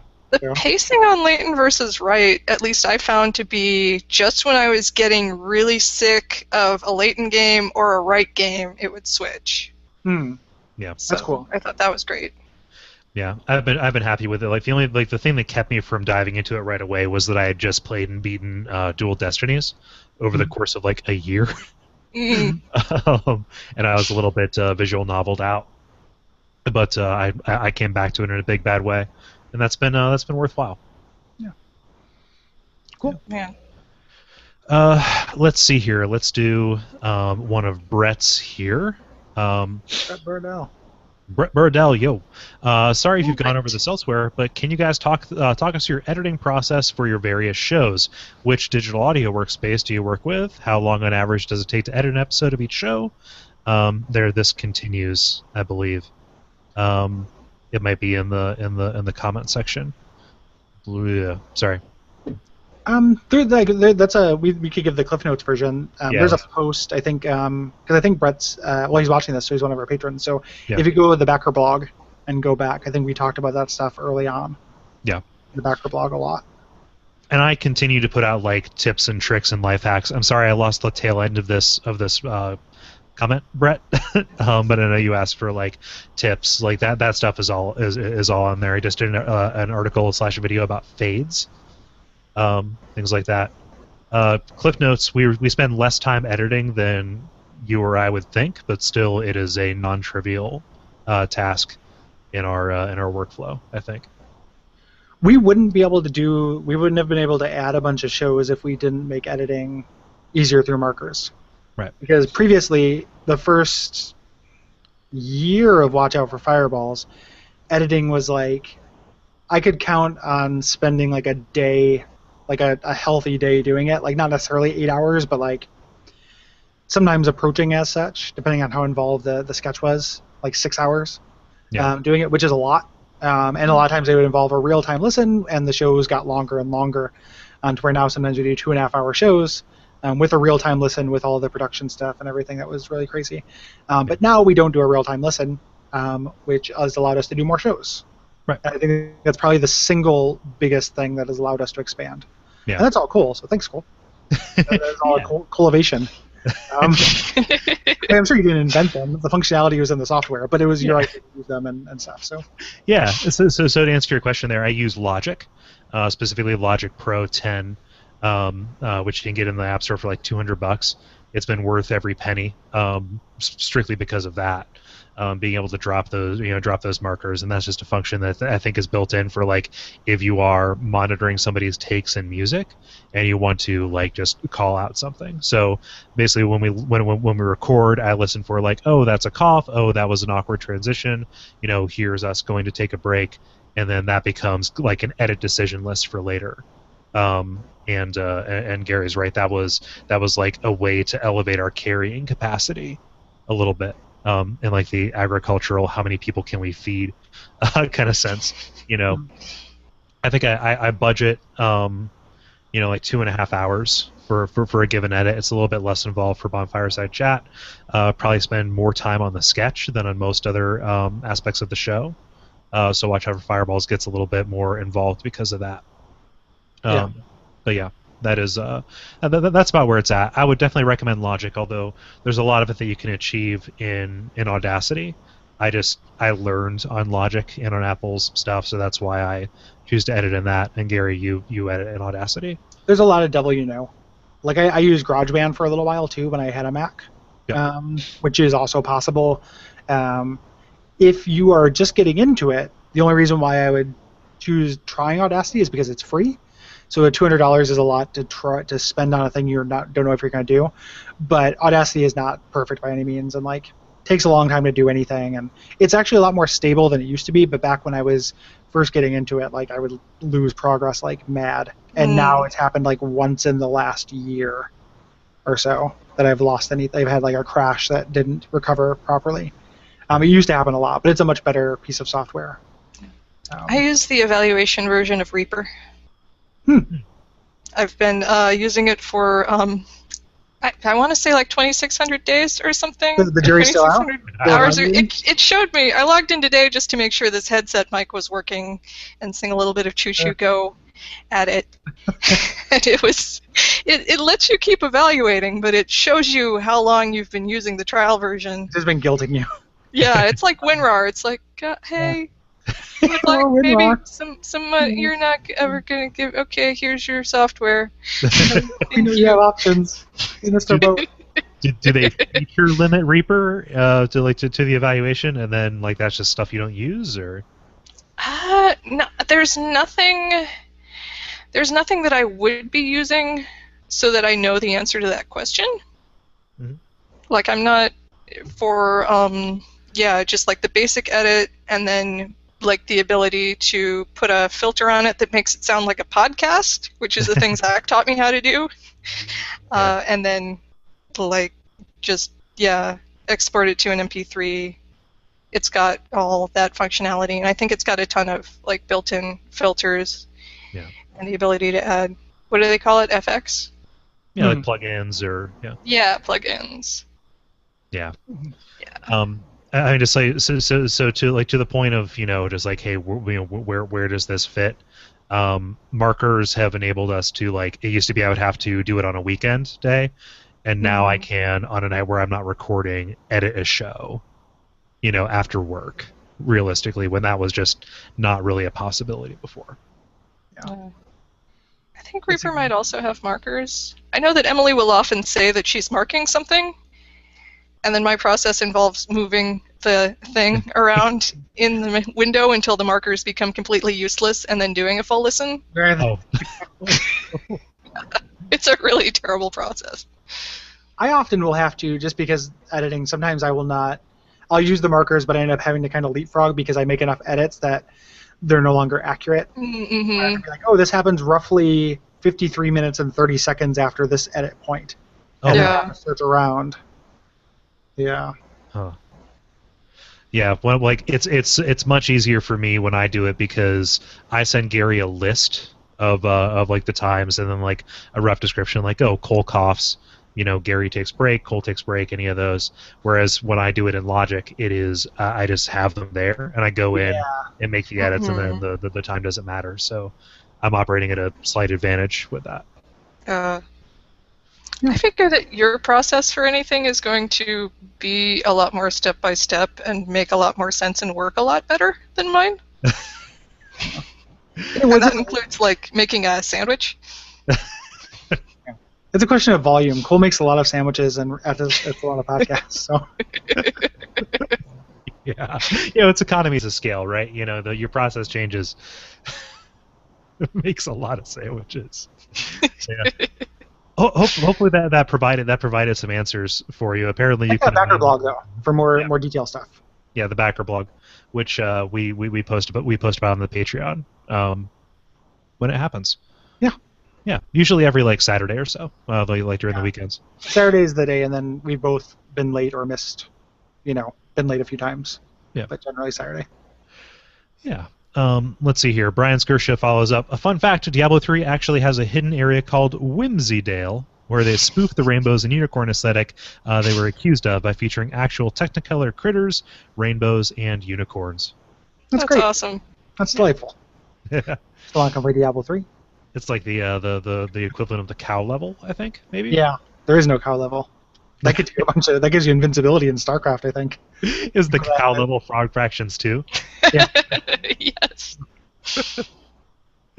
Oh man, we can get so much. Like just that joke has so much mileage on it. Hmm. Mm-hmm. Brett, again, follow up from much earlier in the episode. I also hired movers for the first time the last time I moved. I went through a hot new startup called Bellhops. That's a free plug for them. That hires college kids to load up your U-Haul truck. A few weeks after the move, I got this from the founder, and he sends a YouTube link. I will take the plunge here and at least tell you what the title is. Oh, thank you, Brett. that's Okay. Wow. So do they make a YouTube video for everyone they move, or just for every first name? Look at the license plates at the gift shop. Thank you, Bort. Yeah. My son is also named Thank You, Bort. I was also planning on thanking someone named Bort. Okay. So I don't mean to like throw shade at somebody just based on a muted version of what they look like when they're talking into their webcam. Mm-hmm. But he's wearing a sweatband that has the company logo Bellhops on it, and at one point he holds up a bottle of what appears to be protein pills or protein powder labeled Explode and Red Bull. Oh God. While talking, He's doing a little comedy. He's doing a little bit. What's that? He's doing a little sketch. Yeah. For his. This is weird. So I don't know. Yeah, just like with Uber, I worry about those services not being insured in case something happens. Sure. And Yeah. being weirdly exploitive. Yeah. Like, I mean, Uber's not weirdly exploitive. It's just exploitive. Like, there's no weird about it. It's in their mission statement. Like, Yeah. Didn't Portland chase all Uber out? You'd think so. Like, I thought that they did, but also I've been like looking for a part-time job, and on Craigslist, like, it's really funny because ever since I've been watching the Craigslist, they just spam Craigslist ads for part-time jobs, and it was like, make $1,500 a week on Uber, make $1,300 a week on Uber, and now it's at $1,100, and I don't know what's happening, but it's dropping rapidly how much they're advertising you can make. Like, which Just wait for surge pricing; it'll go up to $1,700. Yeah, exactly. $1,700. We will it'll just be for like New Year's, like when they gouge people to not drive drunk, which is a thing that they do. Like they, what was the thing during like the blackout or blizzard or something in New York, where it was like, as our commitment to your safety, we will not charge more than 2.7 times our usual rate during this thing or something like that. It's like, oh, fuck off. Yeah. Fuck off. That's gross. Uber, you're gross. They're the worst. Fun fact: every city has a taxi service. Yeah, and also like now that you can use a card for a taxi, and they've been so regulated that like they can't really compete for prices, you're fine. Like the fact that like I will pay the same price for any taxi company in the city, and I can use my card means a taxi is totally viable. Yeah. Like previous to that, like it'd be like, oh, do I have cash? Oh, I don't know. I don't have like a company that I like. But now it doesn't matter. Like in Portland, a bunch of the companies actually just dispatch from the same line. Like I've ordered a radio cab and got a sassy cab. Yeah, I drove for discount cab for like a month. Yeah, so now I'm all weirdly brand loyal because part of the initiation process was teaching us to hate Yellow Cab. Because Yellow Cab has that airport contract, and we hate them. We hate them so much. Also, they're all child rapers. Don't trust Yellow Cab. Was it actually discounted? Could they discount Yellow Cab in your city? I don't know. Because I think Yellow Cab might actually be cheaper. Oh, yeah. It's actually offering a better discount, just not the name. Yeah. So I had to like de-brainwash when I got out of there and be like, okay, Yellow Cab probably isn't actually all child rapers. Like maybe they're fine. It was also a discount cab company, but it was founded by the guy from Yellow.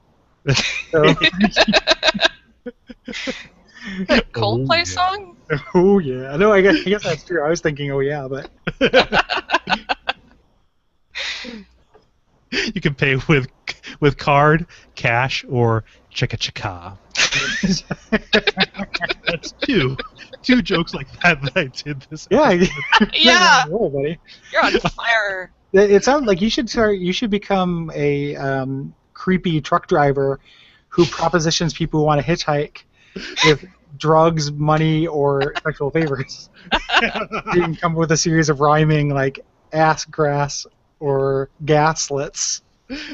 Mm. Gaslets. Yeah. New gaslets. Do you guys, you know, you watch a YouTube on your phone now, you get ads. The one I always get is for GasX now. That's from the perspective of an office chair, and it's just disgusting. Like it just shows all these, like, you know, antacids don't take care of gas. Like, the mouth you're talking to is like the implication is that someone's been farting in that mouth, into that hot mouth for Oh years, god. and it's stopping them from getting a promotion. That's what this commercial is implying. It's disgusting. Are these ads targeted? Because I always get Julia Louis-Dreyfus talking about boyfriend jeans. They probably are. It's because I'm constantly just searching like daily fart on YouTube, which I think actually is a YouTube account if you don't know, but it's gross. You shouldn't watch it. But, Okay, the worst YouTube ad. Activia Greek. I swear to God, it's this woman pulling a container of yogurt out of the fridge, and her friend saying Activia, and her saying Greek, and her friend saying it looks like Activia, and she says Greek. Her friend's like, no, I'm pretty sure you're fucking eating Activia, and she says, it's Greek Activia, and it's like you could have cleared up that misunderstanding way back at the beginning or of the just commercial. read it. I hate advertising. Yep. It's horrible. Oh boy. Yeah, no, advertising is the worst. Which, okay, I'm going to take factual exception to that GasX ad because do they know how GasX works? I presume that the talking chair from this ad did know. Yeah, but It's like a trustworthy office chair. it makes you fart more so that you don't have like the terrible cramps. So the office chair would be like, "Ooh, feed me farts in my hot mouth." Like use gas. Like he has that like New York crabby accent that anthropomorphic things that have to do with buttholes do in commercials. Like if it's about hemorrhoids or gas, it's always like, get some hemorrhoid cream. I went down at the docks. Yeah, GasX is literally just it is a compound which reduces the surface tension of the liquid in your guts, which makes it so that you pass the gas as opposed to hold on to it. I know this as a person with chronic digestive problems.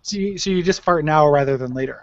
Right, you fart now as opposed to being really uncomfortable for a long time. Mm. Yeah. That sounds great. How fast does it act, Cole? Half hour. No, that's pretty good. Like there's many times where I'm like out and I don't want to just be like farting all day. Like I would much prefer just to fart in the comfort of my apartment. Just to bank them up. Yeah, I'll just save them up, get them all done at once. Just get them knocked out of the way.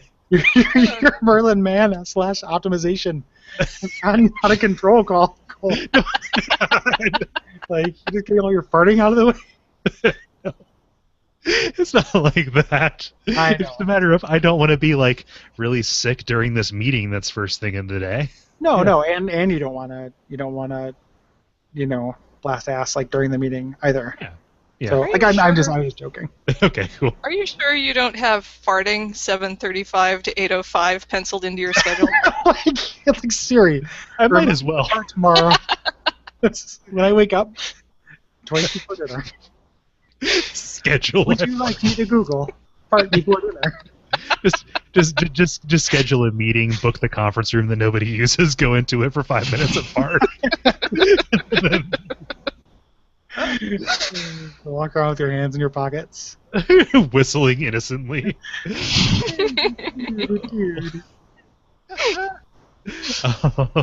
Real-time follow-up. Brett says, yes, it is so terrible in reference to that... I want to watch that YouTube when they're not streaming, if that's what he was talking about is terrible. Yep. I want to get that link. I think I still have the tab open, so we're good. Good. Yeah, tweet that or something. Let's see here. Gary, Brett asks, any highlights from this week as a fellow old man in college? Mine. Walking down a hallway, I passed a very hip-looking kid with a fancy scarf laying on the floor with his laptop on his chest, listening to Margaritaville by Mr. James Buck.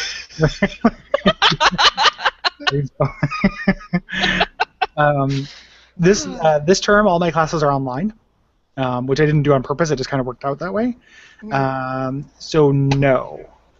So I haven't been exposed. Next term, all my classes are in person, which I try not to do just because it's hard to schedule stuff around getting to campus and because I'm lazy and there are plenty of classes that I like learning online more. So not so much this time. Somebody called out last week.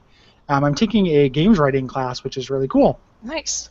And making a game for it, which is really cool. And I wish the college had more stuff like that. But there was a guy who, like, in the message board publicly threw shade at the teacher and, like, was trying to embarrass her in a really weirdly inappropriate way. Like, just kind of like, I wish that you would do this. Like, this isn't our job to do this. It was about some kind of, like, she wanted us to do some kind of book research and look up books. She's like, you just tell us what books to get. Like, this isn't my job. Like, and it was just a real dumb shit. Have you heard of college? Yeah, I was just kind of, and he also pulled, like, whenever anyone that's in college and someone pulls the, like, we're paying for this card, like, that always rubs me the wrong way because it doesn't, that there's nowhere you can get with that argument, as somebody who has worked in administration and academia for most of my life, like, most of my working life, like, it's just like an argument that will have no practical benefit to you, regardless of how much you feel it, like, it is just, that's the truth of college, like, you're not going to get a tailor-made experience. Like, it's similar to a Kickstarter thing. Like, there's an element of faith when you choose this college. You don't get to choose to have every teacher in class be exactly what you want. Yeah. You're putting a trust in. It's like representative government. Like, you're putting trust in people to make these decisions for you. You're not choosing what toilet paper to buy. You're electing someone to buy toilet paper for you for 4 years. Oh, that sounds great. I would probably say Yeah. sign up for that.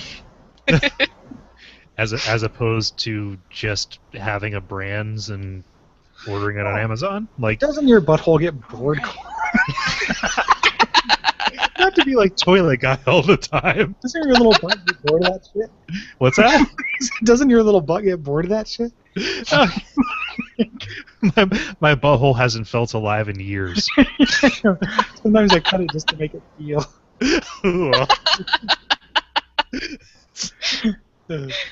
Gross. That gross. Sorry.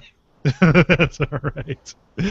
Man, I think so. I don't have a recent one, but did I tell the story? It's not even a story. The most angry that I got in like a being around people in college who were obviously like of a different set of priorities.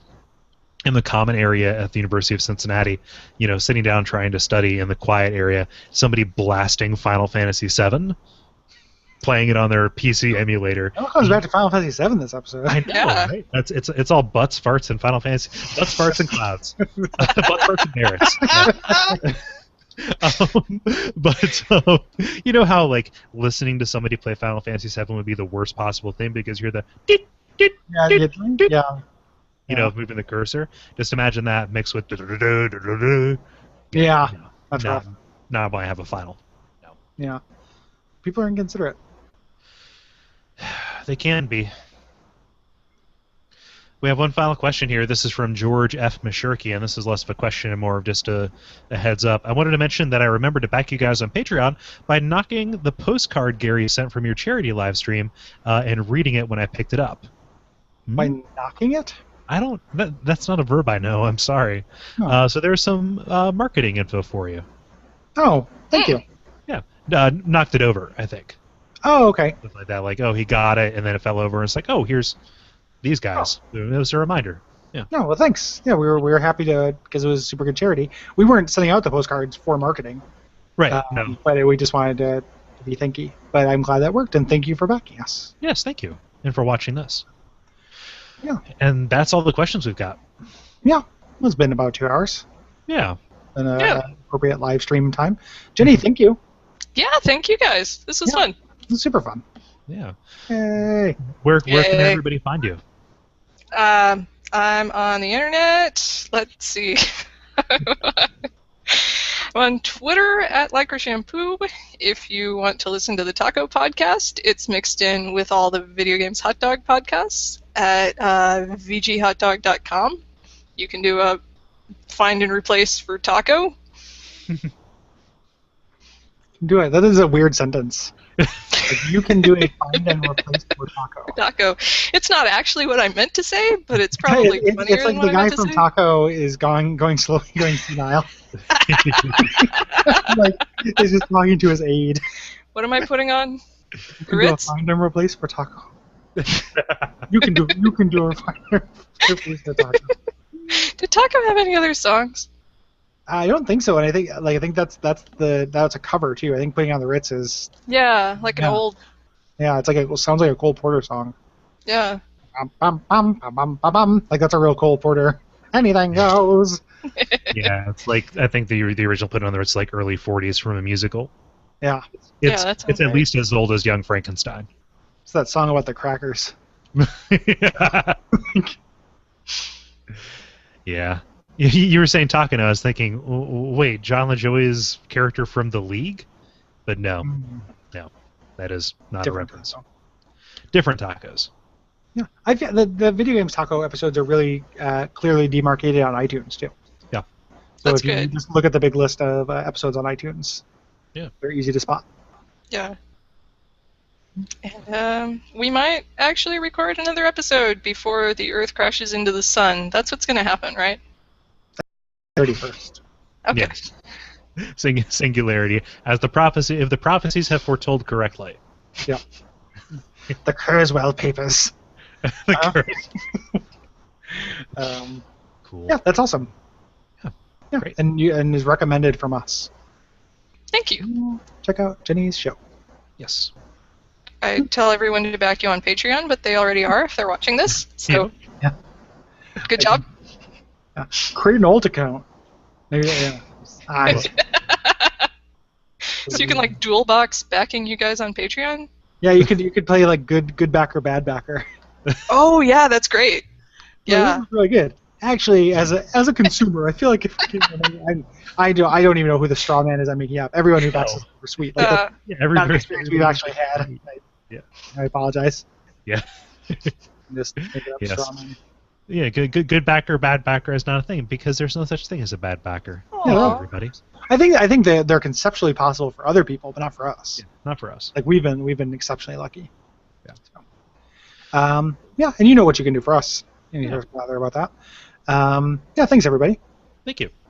Mhm. And until next time. Yeah, Umbasa. Umbasa. Mbasa.